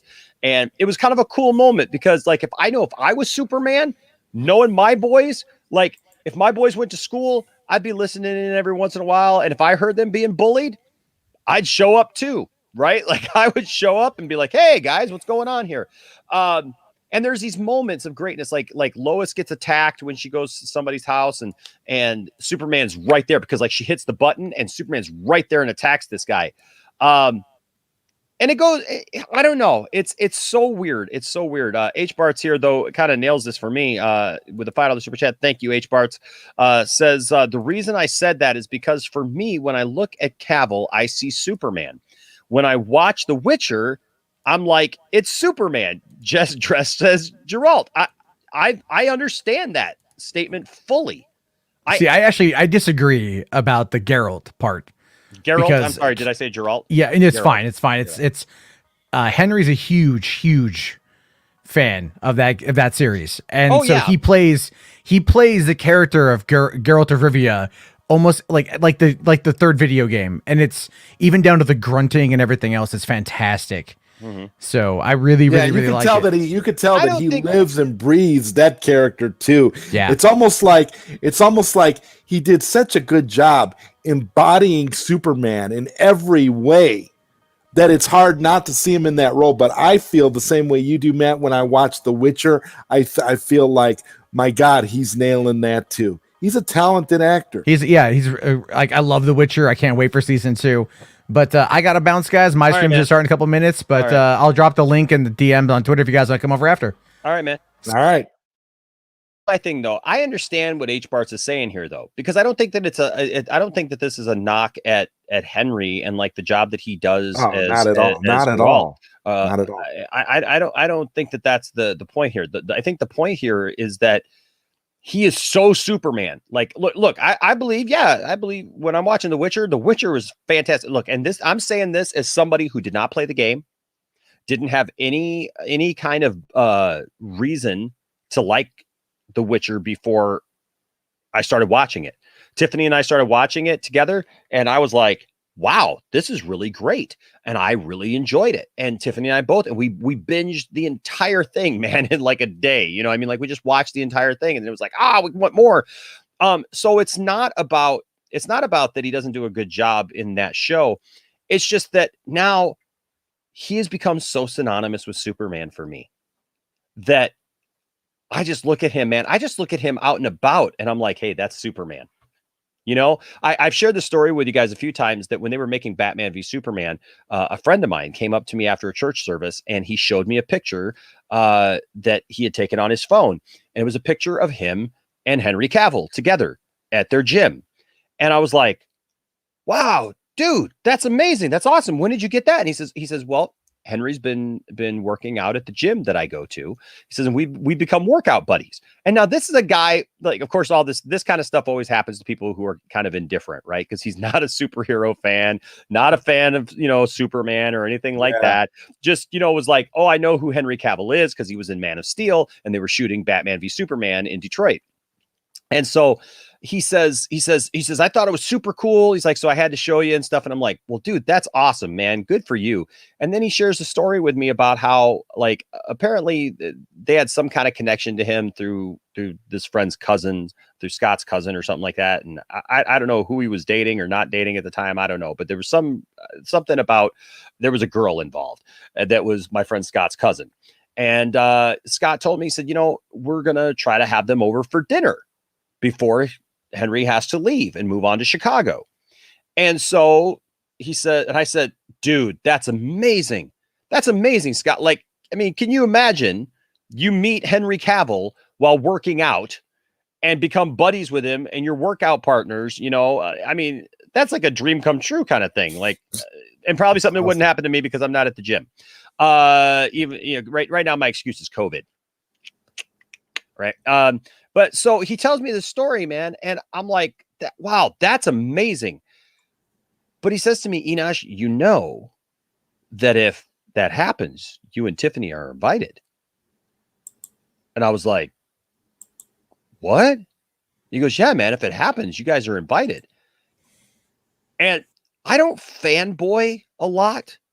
You know, like I've had, I think you guys have seen me enough in a situation. Like I've had Ray Porter here, Ray Fisher here now a couple of times, you know, both of them here a couple of times.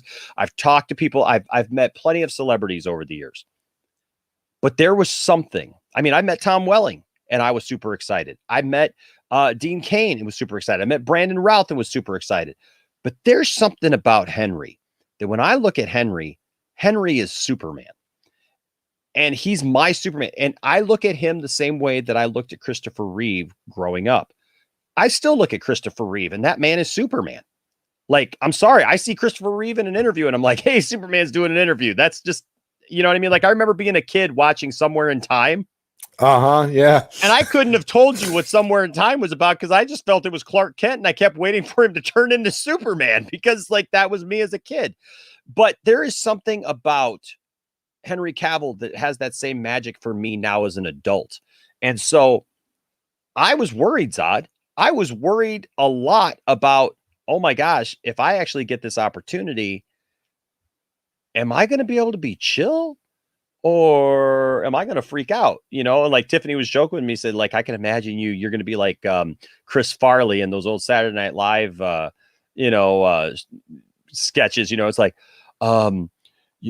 Henry, do you remember that time when you were in Man of Steel cool. and you like saved all those people on that oil rig and like your chest was on fire and you had a beard and it was really cool.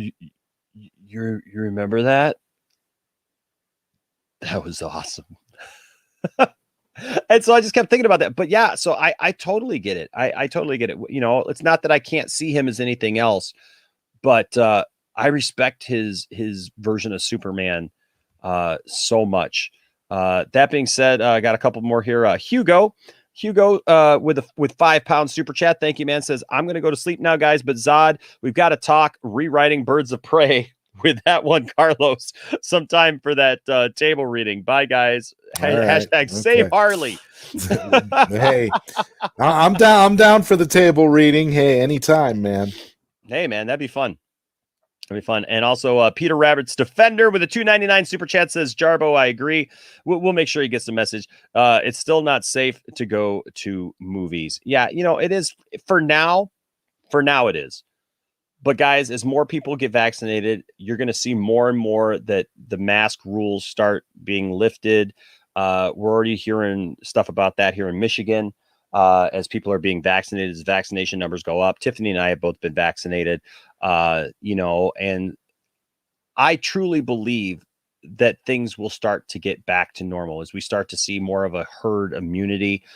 There's always going to be, the one-offs that you hear about getting something, but I think as time goes on, the media will stop talking about it as much, where the fear then will start to be relieved as they move on to something else. And that's not to say that the media has created the whole thing, just that the media has definitely been a big push. And it's funny saying this because yesterday I had a thing pop up, Zod, about yesterday marked the 1 year from the first day that I went out in public after the pandemic had started. Like really, we had lockdown, and it was the first time that I went out to go grocery shopping.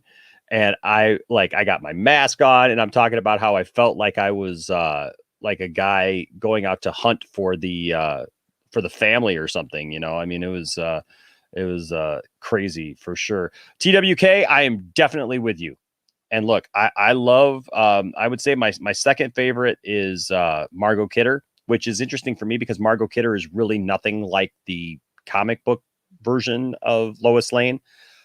But she's kind of an amalgam of certain comic book versions, and then like the old Superman from like the 1940s and 50s, like the old Lois Lane. She's kind of got a mixture of all those different things. That's how I always saw Margot Kidder. I hear you. But I'm right there with you. Smallville's Lois Lane. Erica Durant.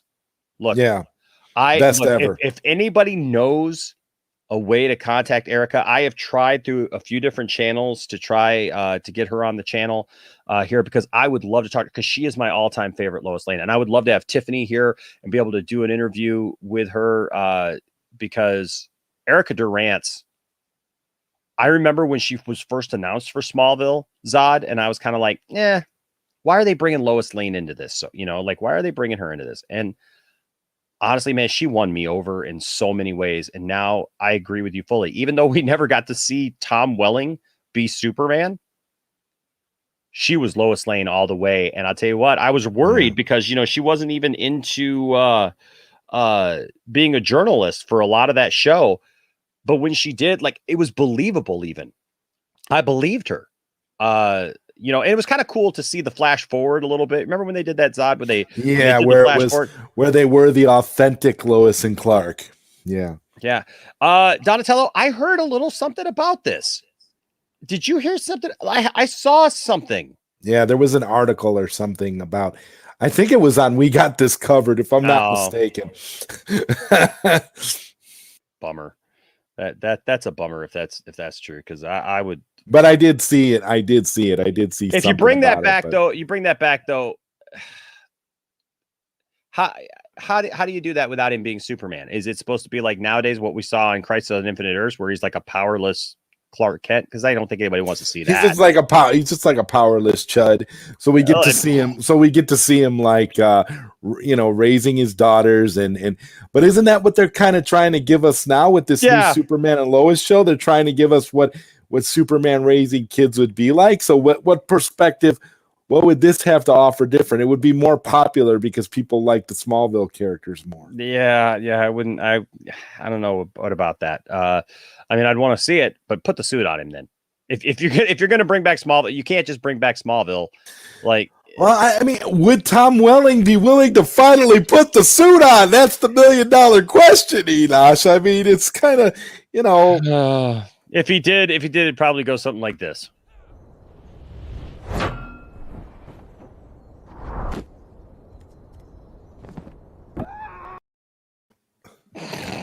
And that would be it. And then it would be done. Well, remember we had those Smallville season 11 comic books. Yes, now that continued and told the story, and I loved that storyline. I read it all the way up until it stopped, and I thought it was fantastic. We got to see Smallville's version of Batman and Wonder Woman, and it was really, really great.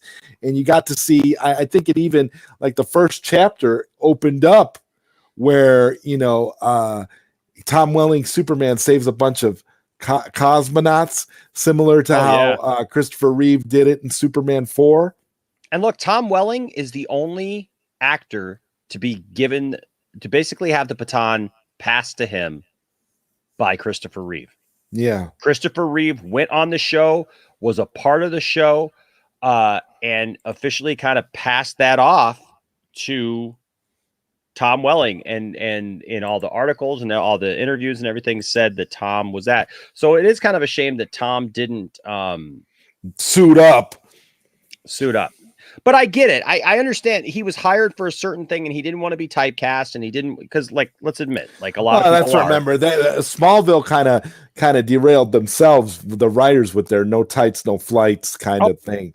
Yeah. Idea. And they broke the flight thing because he did eventually fly several times. Several times. So it is what it is. But Luke Bro here with a $4.99 super chat says, today is my birthday. I'm 21 and I'm tipsy.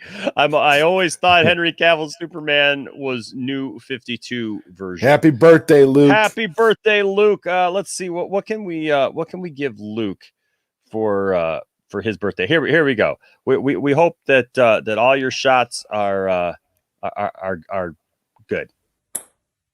Oh, yes. There you Was go. that Dawson? No, it kind of looks like Dawson, though, doesn't it? Oh, yes. Just make sure, Luke, that you don't end up like this. after a little bit too many tequilas. A couple too many tequilas, and and that'll hit you, and just look, leave the drugs alone. Drugs. It's on Netflix.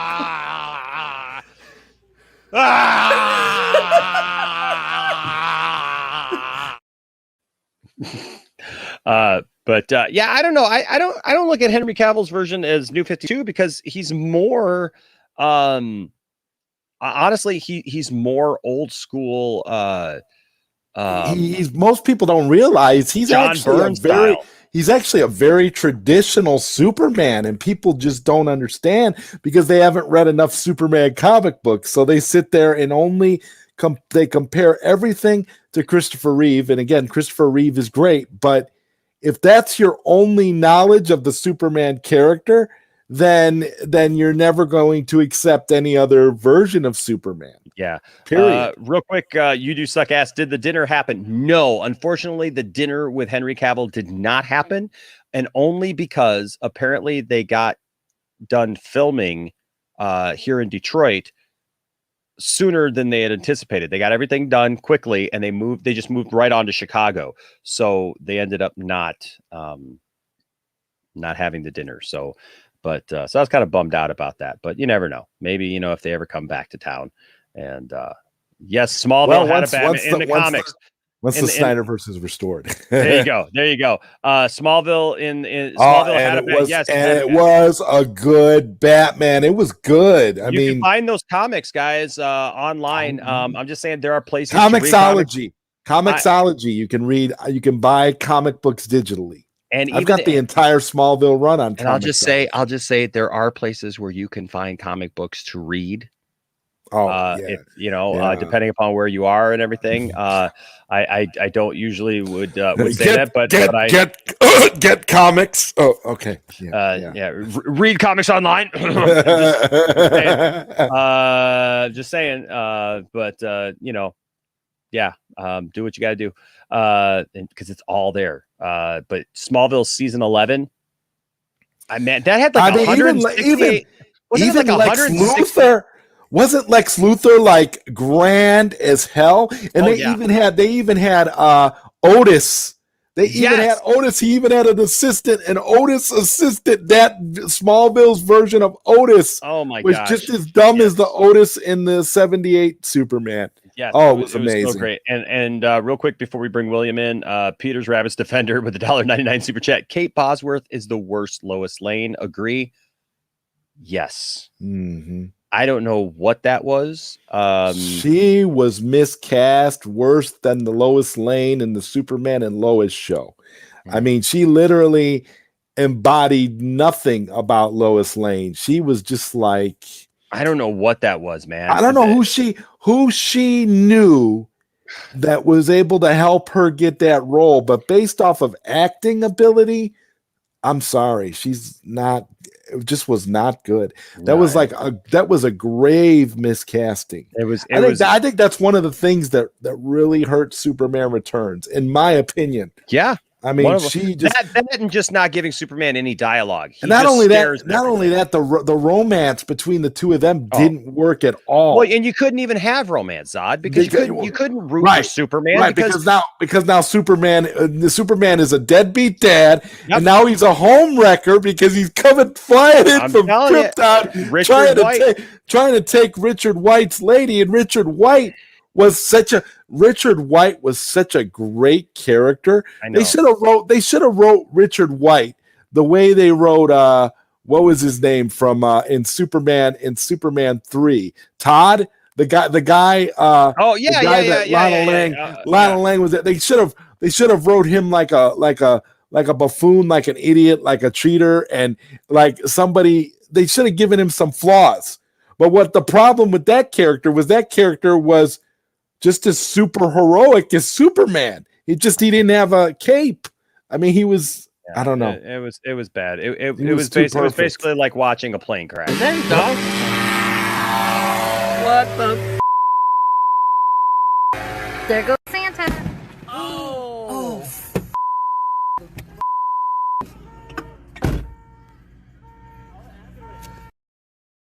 The question is, how do you get down from that? Anyways, ladies and gentlemen, I do have one more guest tonight before we say goodnight in a little while. But hey, welcome to the channel. You all love him. You all love his insights. I love his insights. He's become a fan favorite here around the lounge, and always welcome and always love having him here. Ladies and gentlemen, will you welcome back to the Poindexter Lounge, William? How you doing, William? I never knew my stalking ability would get me fans, but thought it was the other way around. Hey, what's up, William? I think this is the first time I've gotten a chance to meet you. Nice to meet you, sir. Hi, Zod Rider. How you doing? Oh, pretty good. You guys are talking about Superman Returns. Mm-hmm. You know, it really sunk that movie more than anything before they even started filming. If you were born the year that the last Superman movie was released, you were what, 20, 21 years old when that Superman, when Superman returned? No, not quite, because Superman 4 came out in 87, and that movie came out in 2006, so you'd have been 19.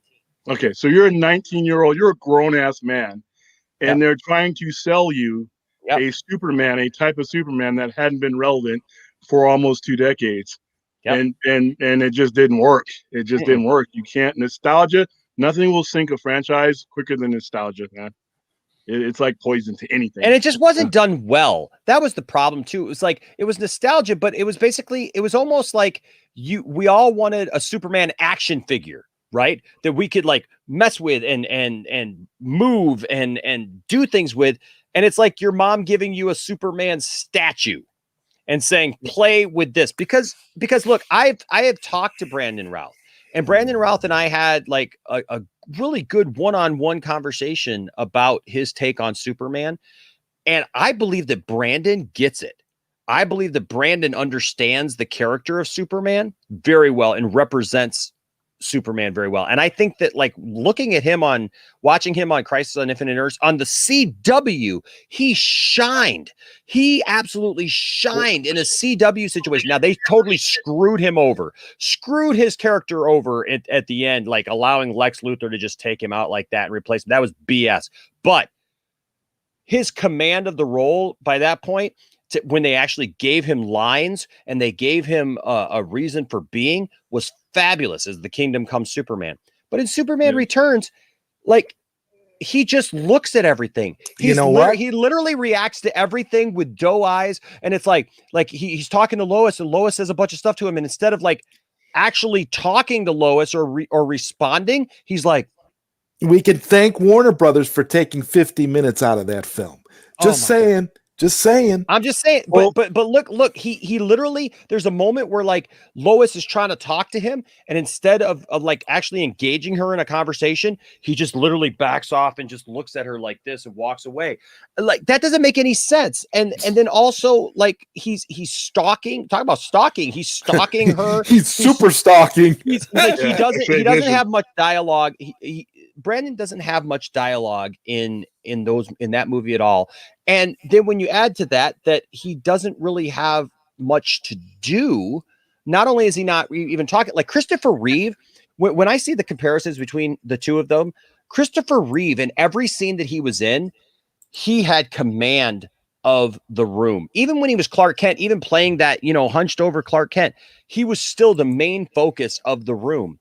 And when he was Superman, you couldn't help but look at him, and he's talking, he's engaging. When he goes in to talk to Lex, he's just like, Lex, what's he call him? Diseased animal, or diseased animal, or disease maniac. Disease maniac, right? And he's just like, my only thought is that you probably planted a, this or that, and it's like, he's talking and he's engaging. This Superman literally flies, sees Lex Luthor on top of this thing, and like just walks up to him silently, quietly, meekish, and just kind of stands there and listens to Lex Luthor go on about his plan, and doesn't say anything, and ends up getting stabbed and kicked off a cliff and gets the crap beaten out of him. And I wonder how much of that was again WB meddling, because It's a lot of it where you get these versions of Superman is because of most people who watch comic book movies and have watched the Superman movies have never read a comic.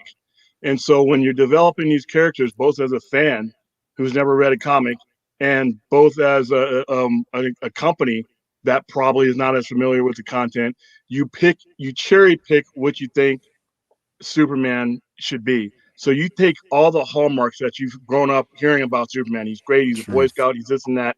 Now, a comic book writer is going to be more in depth with that character. Comic book writers they're going to reference stories. They're going to reference all things that have ever happened to Superman in order to write their story. Fans and production companies don't have to do that.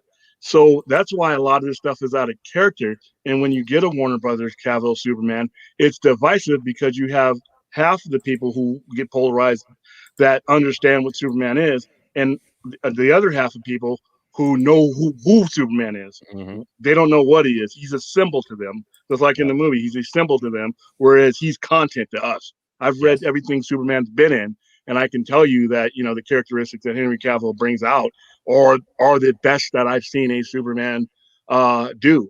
Now, you look at Christopher Reeve and some of these other guys, they bring out the symbolic elements of Superman, but they're not deep. They're surface elements, and it really hurts the character. Oh, for sure.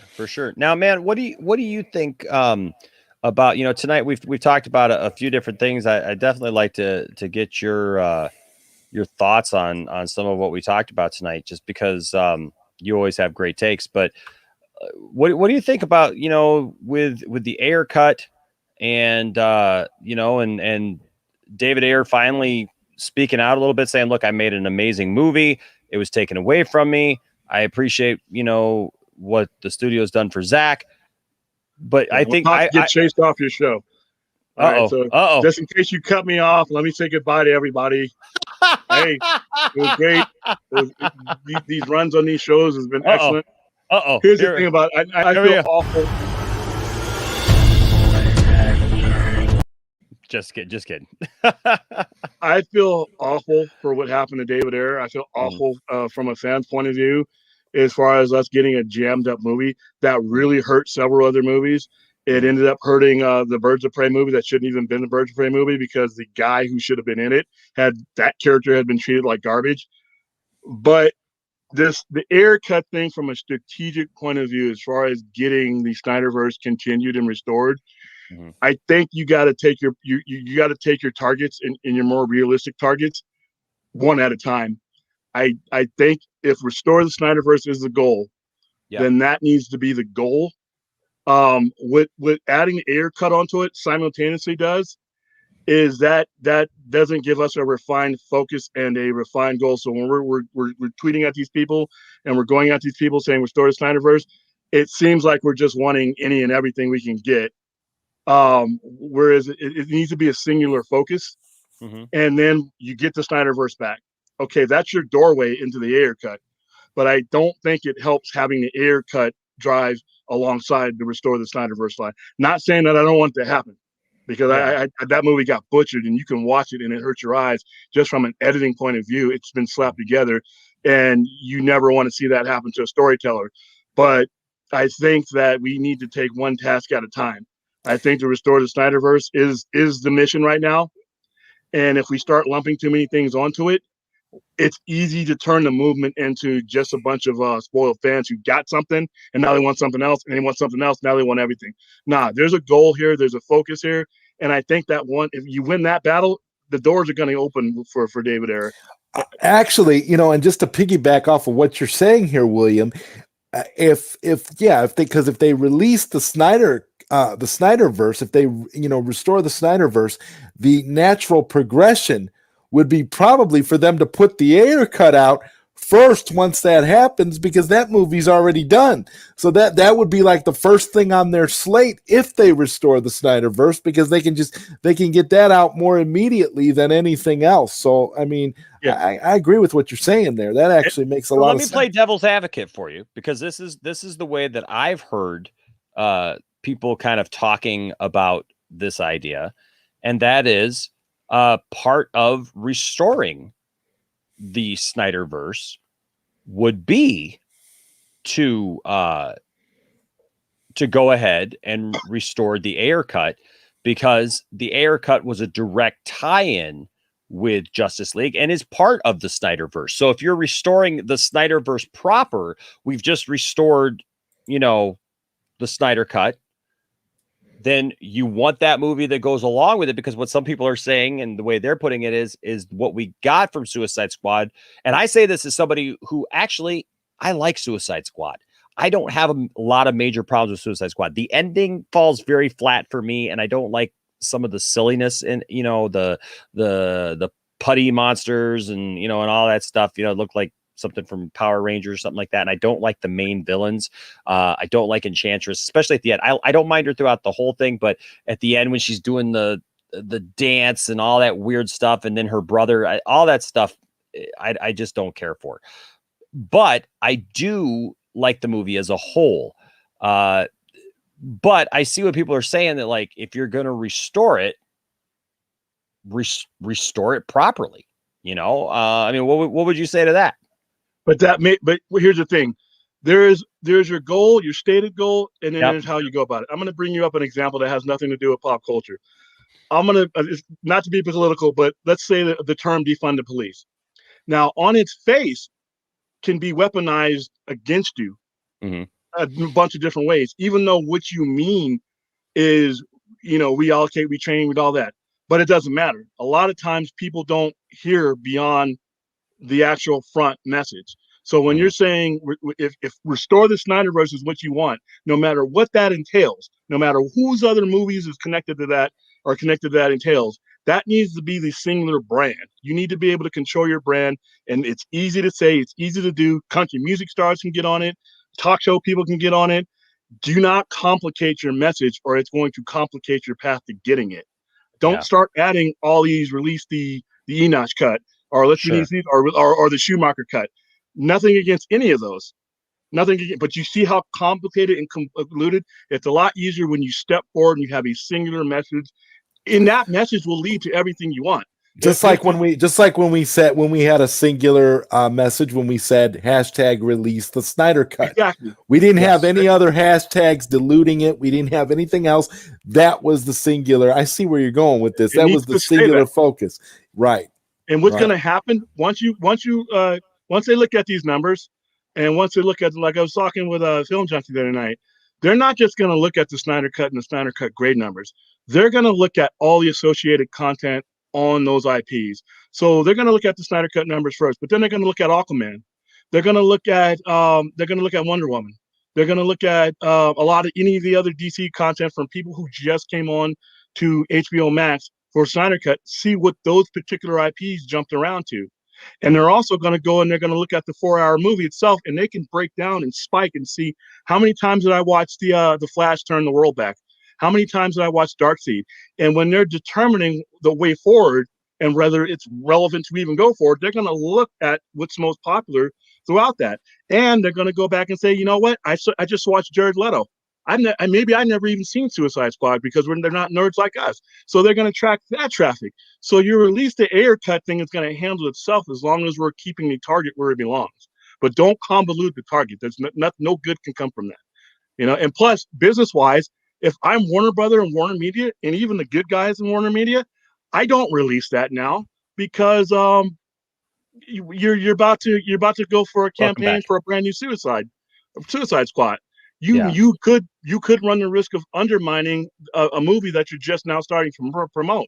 So it may be a while. You'll get it eventually, but keep your eye on the prize is what I think that even if we do get it, we're not going to get it until after the Suicide Squad by James Gunn. Nobody's even going to talk about it, but then and even David Ayer has said that, look, he wants to wait until that. He's been on record as saying, I want to wait till that movie comes out because he doesn't want to take away from it. And I think that that's smart. I think that that's a good thing. And I think that also shows like David Ayer's the James Gunn Suicide Squad movie though is kind of a double-edged sword though, don't you think? If the movie is successful, they could use that and say, well, you know, they love this version of Suicide Squad, so nobody cares about David Ayer's version now. If it flops, they could turn around and say, well, Suicide Squad as a property doesn't work because they didn't like the James Gunn version, and we already released the David Ayer version. So I'm kind of conflicted about the whole Suicide Squad thing. I thought about that too, but here's what changes all that: streaming. Yeah. Streaming changes all that, because even with Gunn's movie coming out, he has relevant people that are already on IPs that are already on the streaming device. So if I see Margot Robbie here and I like her here, I'm going to go see Margot Robbie here. Regardless, I'm going to be attracted to those characters in a way, and then I'm going to watch a Harley Quinn show.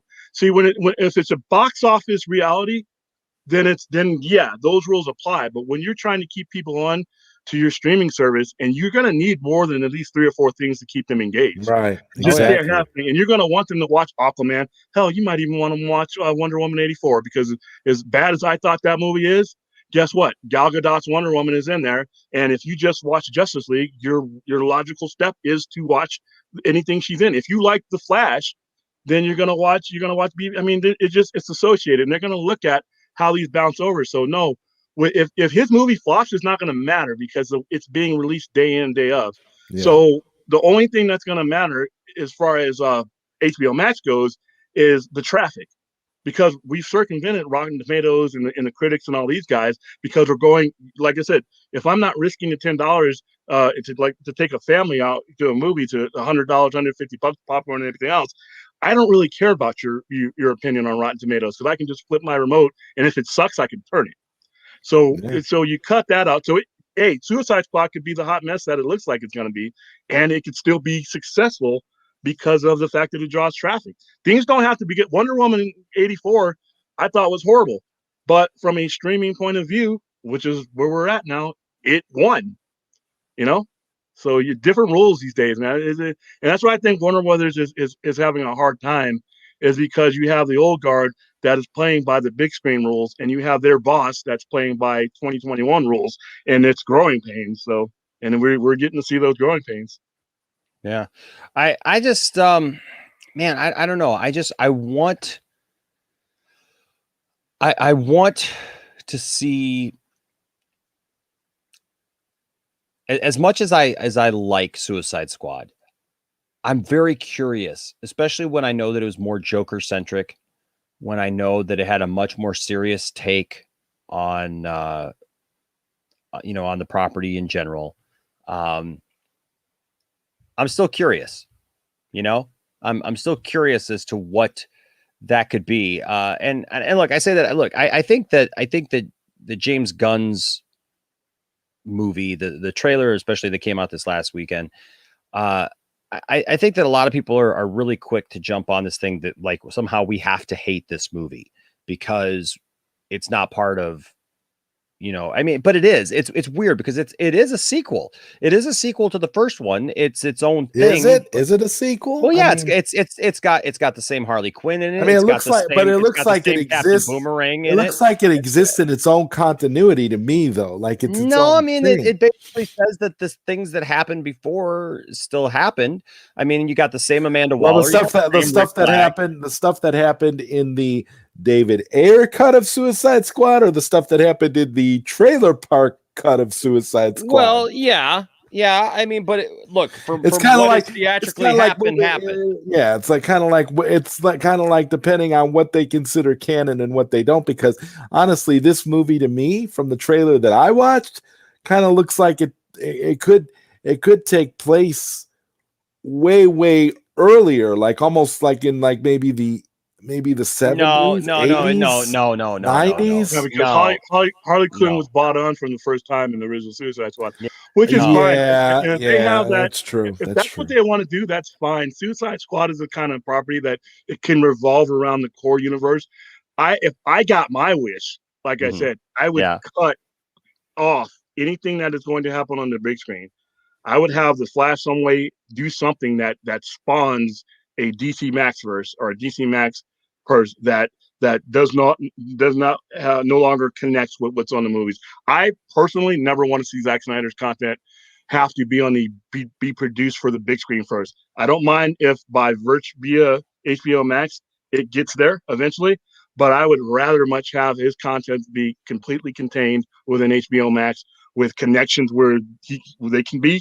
But I want the big screen universe to go on and do whatever they want, and I'll go ahead and make a decision based on each film, whether I want to see it. But I want HBO's content to be a sealed off universe that can do whatever the hell it wants. And if they want to use Darkseid because he exists outside the multiverse, that's fine. But I don't want the consequences of HBO Max to have to bleed over into the big screen and vice versa. I just think they should be two separate universes. I think that the marketing would be great because you could have a commercial where you have grandma and grandpa sitting with their kids watching DC animated or some of the softer DC stuff. And when they leave the house and they lock the doors, grandma and grandpa turn on HBO Max to watch, the grown man's DC. I mean, there's a whole bunch of stuff that they could do. But I think that with David Ayer, not David Ayer, but James Gunn, all the guys are saying that they don't want to see it because it's not part of the Snyderverse, and they're boycotting these movies and they're review bombing. I don't approve of that. I know it's only the minority of us, but that's kind of bad. And why would you boycott James Gunn's movie? Listen, the biggest problem that Zack Snyder had wasn't just the production studio. It was bonehead fans who were never going to go see the movie whining so loud that the production company listened to them. So why would I review bombing the movie? Yeah. Why would I do that? Why would I turn around and not support James Gunn for something he had nothing to do with? And that's basically the same thing that the knucklehead fans that were never going to lay down a dollar for Man of Steel, BVS, or Justice League did to Zack Snyder. So I really don't want to see that done to another filmmaker. I mean, I might go see the movie, and I'm not the biggest James Gunn fan. I've seen some of his movies. He makes quality movies. It's just not for me. I have a certain taste in movies that I go for, and it's closer to what Zack Snyder puts on than what James Gunn puts on. But I'll still support it. Absolutely, and I think that's the thing is you totally hit it there, because there can be something for everybody within the new DC universe. It doesn't have to just be one way or another way, or yours or mine or whatever. We can literally have something for everyone that everyone can enjoy, that everyone can love.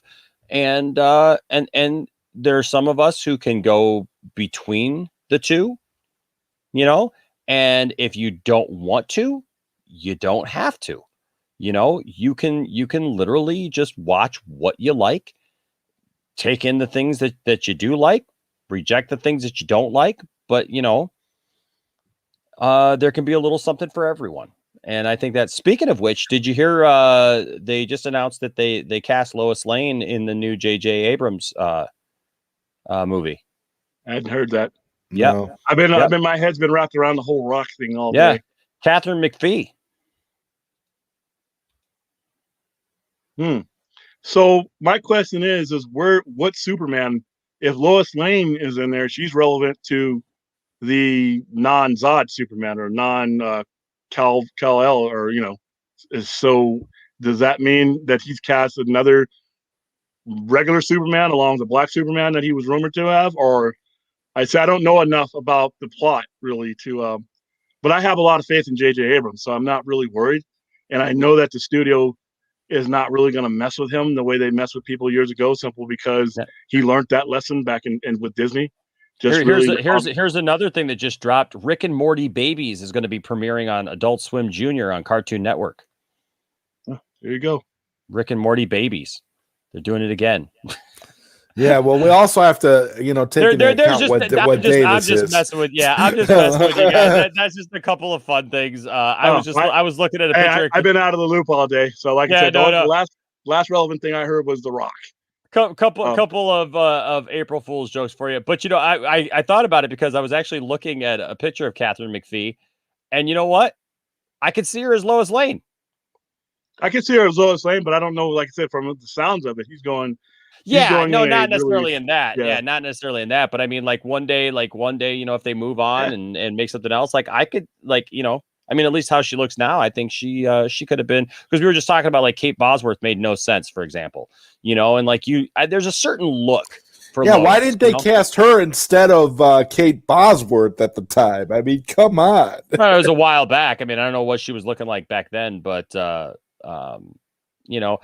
the thing is, we're talking about the Snyder, the Snyderverse, and speaking of James Gunn and that whole thing, I thought this was interesting. I don't know if you guys saw this, but James Gunn came out and made a statement, and basically said, look, I see these articles attacking Snyder fans, but by far the vast majority of them yesterday were very supportive. They just simultaneously also want to see more of Zack's DC films. I'm not sure it's fair to attack all of them for the actions of a few. And I think that he's movies are different tastes, but I can respect him as a filmmaker, and I had even more respect for him after that, because it's really easy to blanket all of us, just because you can find a couple of extremists that take the limelight. And I didn't think that was fair, and I'm glad he came out and said that. I'm glad there are enough of us that went on these sites and they also put hashtag Restore Snyderverse. But at the same time, I'm looking forward to your movie. I saw Starro. That's okay. I mean, that's okay. If you're going to use a hashtag, you know what? I mean, there's don't not enjoy his movie because of all this. Don't let what these guys have done the last 5 years ruin anything that comes out. Because I'm looking forward to Black Adam. I think Black Adam is gonna make Dwayne Rock basically the equivalent of Warner Brothers CEO, because that movie is gonna make a crap load of money. I'm looking forward to it. I like the casting that they've done to it. The fact that I think that I don't think he'll allow his universe not to exist within the Snyderverse or in some way, shape, or form alongside with it. He's got a lot of leverage, and it's The Rock. I mean, it's literally, people don't know who Ann Sarnoff is or Tommy Emmerich is from Adam, but they know who The Rock is. Everybody knows who The Rock is. His movies, with rare exception, do very well. And I go see all his movies. Mainly, I saw Skyscraper, which I thought was a horrible Die Hard knockoff. But guess what? The Rock was in it. So I'm going to see it. Well, he's the biggest movie star out there. So I take it, William, that even though it hasn't been confirmed, because the sites that have been talking about it have been less than we got this covered in small screen and stuff like that. Yeah, and stuff like that. But I believe that it could definitely be happening because of who The Rock is and just the stuff that he has said. Even what he said back at Fandom, that he was serving notice to the entire Justice League, to the entire DC universe, and that the hierarchy of the DC universe was going to change. He wants that Henry Cavill that has more meaning than we thought at the time. That's for sure. Yeah. You peel back the layers of common sense here and just forget about we got this covered and who scoops who or whatever.com.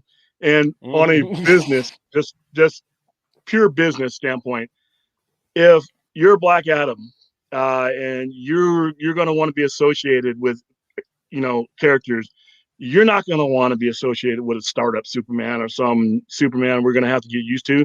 You want to be associated with who has been established as Superman the last 8 years. Exactly. And it just makes no sense for him to come in and be a part of that and want to take on the Justice League and take on a Wonder Woman that, Jill Doe, that no one knows who she is. They put a Wonder Woman costume on her and throw her in Black Adam.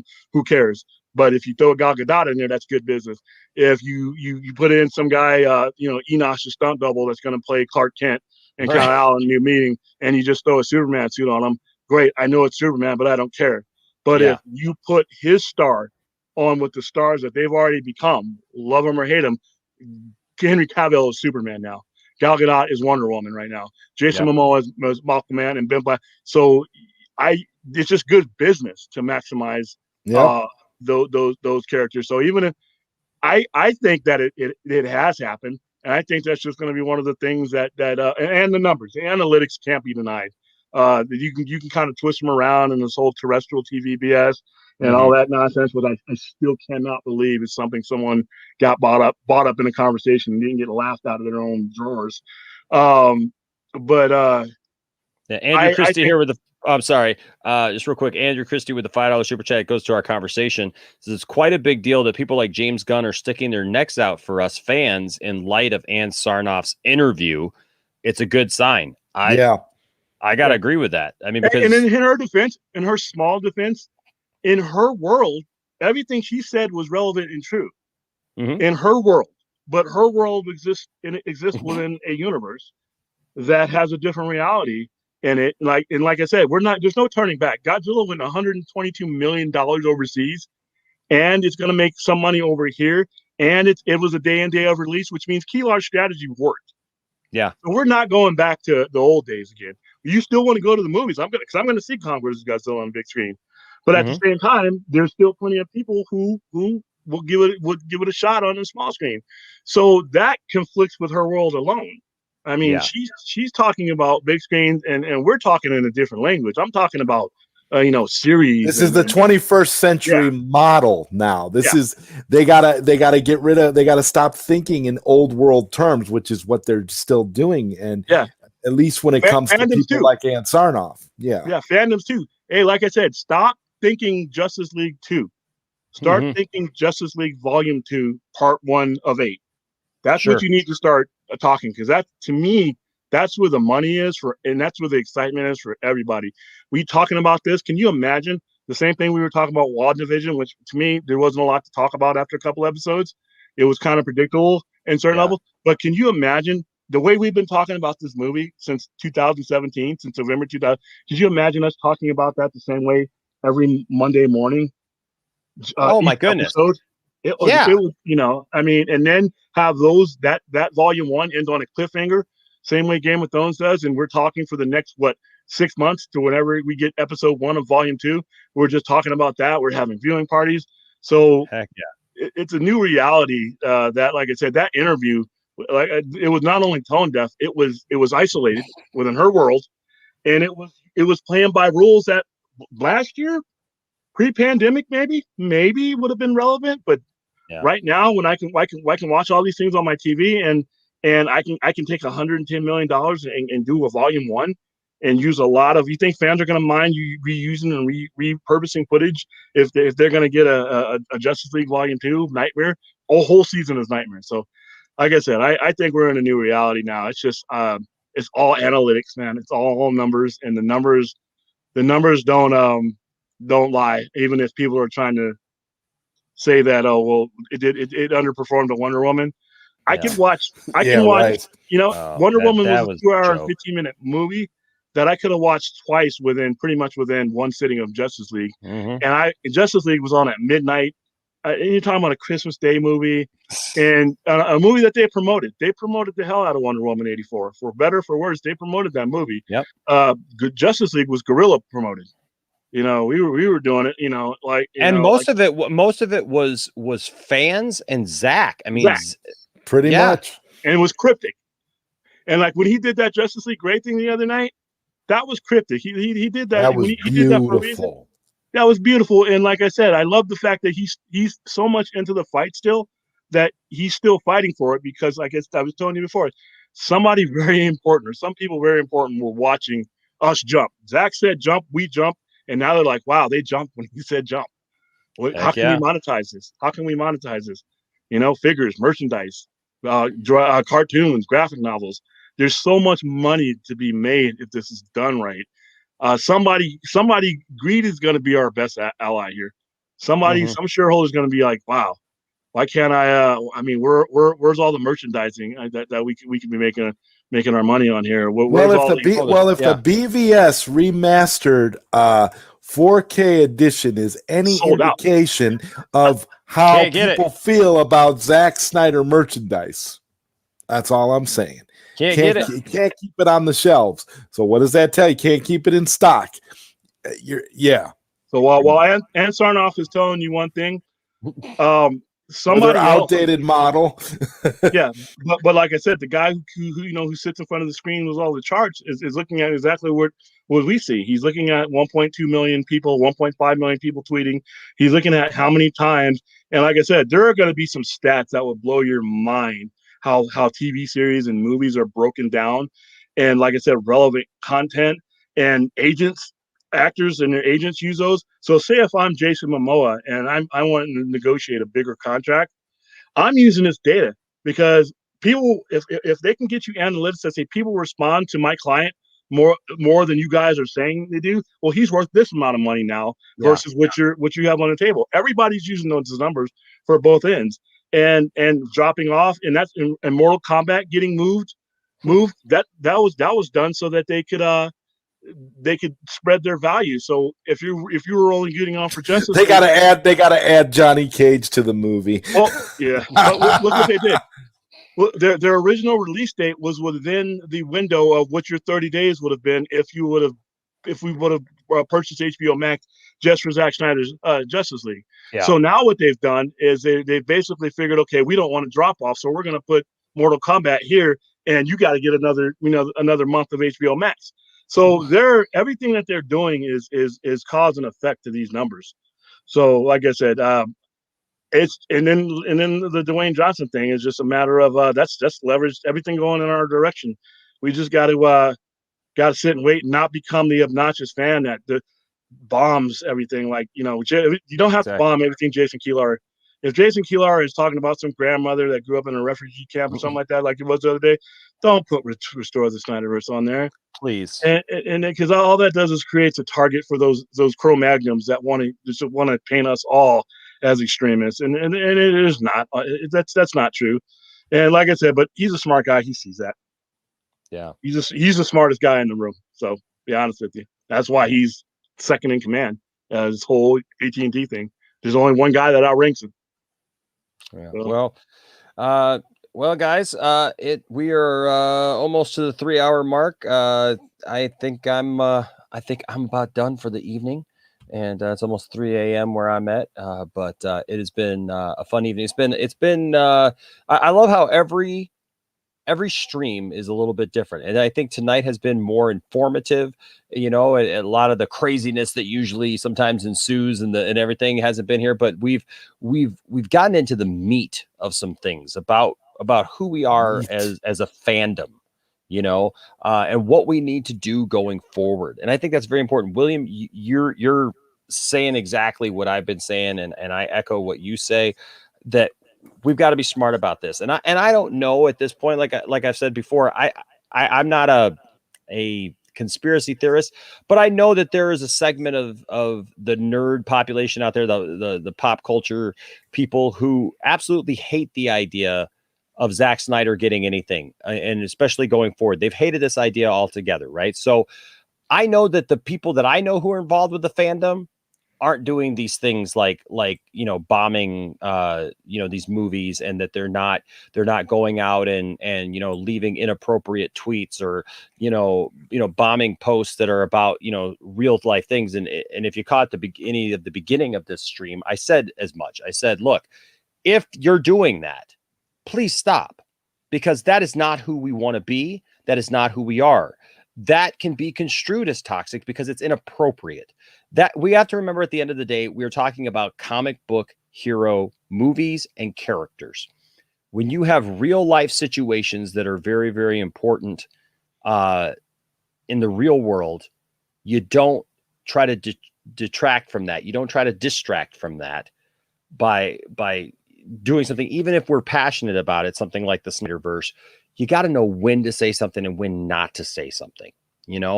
And present it properly. You got to know when to turn it off and then turn it back on, and so I encourage all of you out there, remain vigilant, keep using the hashtag Restore the Snyderverse. Like we've talked about on many streams, keep watching the movie over and over and over again. Keep it going. Keep it on so that it's on in the background while you're just doing stuff around the house. That's what I've been doing. And show them that we care about this movie. Even with Kong versus Godzilla coming out and everything, we still care about Zack Snyder's Justice League. You can enjoy, it's all right to enjoy Godzilla versus Kong. It's going to be all right to enjoy these DC films, but don't try to hurt these other films or these other things, these other artists who are putting these things out, because that's not what we're about. We're not trying to hurt other people. We're trying to lift up the thing that we like. William, you had something? HBO Max is your friend. Don't boycott Kong. Don't boycott any of these day-and-day releases. Don't bomb any of these movies. Don't do anything stupid. HBO Max is your friend. If there's anybody that's going to jump through the door and save the day, it's Casey Blouse, our boys, and Kilar and those guys from that end. If Kong does well on streaming after it's pulling 122 million overseas before it even opens up in here, that strengthens HBO Max's case to make the decisions that they want to make. So stop bombing. Stop bombing Mortal Kombat. Please stop. Yes, bolstering up HBO Max to counter the Warner Brothers narrative. That's what this is all about. So by celebrating and watching Godzilla versus Kong and Mortal Kombat and all these other movies, you're showing that HBO Max is supreme in doing things right as compared to Warner Brothers, who's doing all the wrong things. Every Restore the Snyderverse thing that you go onto another site with or another movie should be by hashtag that movie. So if it's Kong versus Godzilla, hashtag Kong versus Godzilla. That way, the people who are chasing these hashtags see that you're both. You're going to support everything that they do. And like I said, don't leave. Don't unsubscribe. Stay on as long as you can, as long as you can afford to. Because like I said, the guys that are on our sites, the ones that have yet to drop any interviews because they're busy counting numbers. They're not public facing guys. They're guys that are analytical 100% to the core. And as long as we continue to support them, I think we have a shot, no matter what anybody else says. And like I said, just keep supporting these movies. Mortal Kombat, watch it.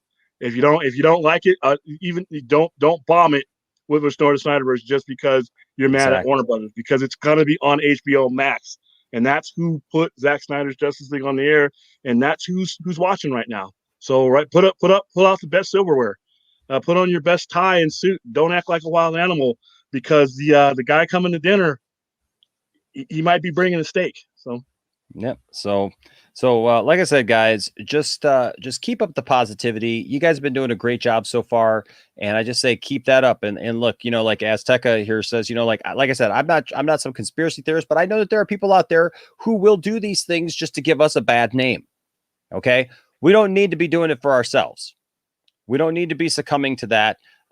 We need to remain above all of that, and so. Like Solomon says here, Zach says in Vero that you are helping the movie by watching and make others see it in HBO Max. He wants to continue his universe. Absolutely. And that's the thing. Share this with other people.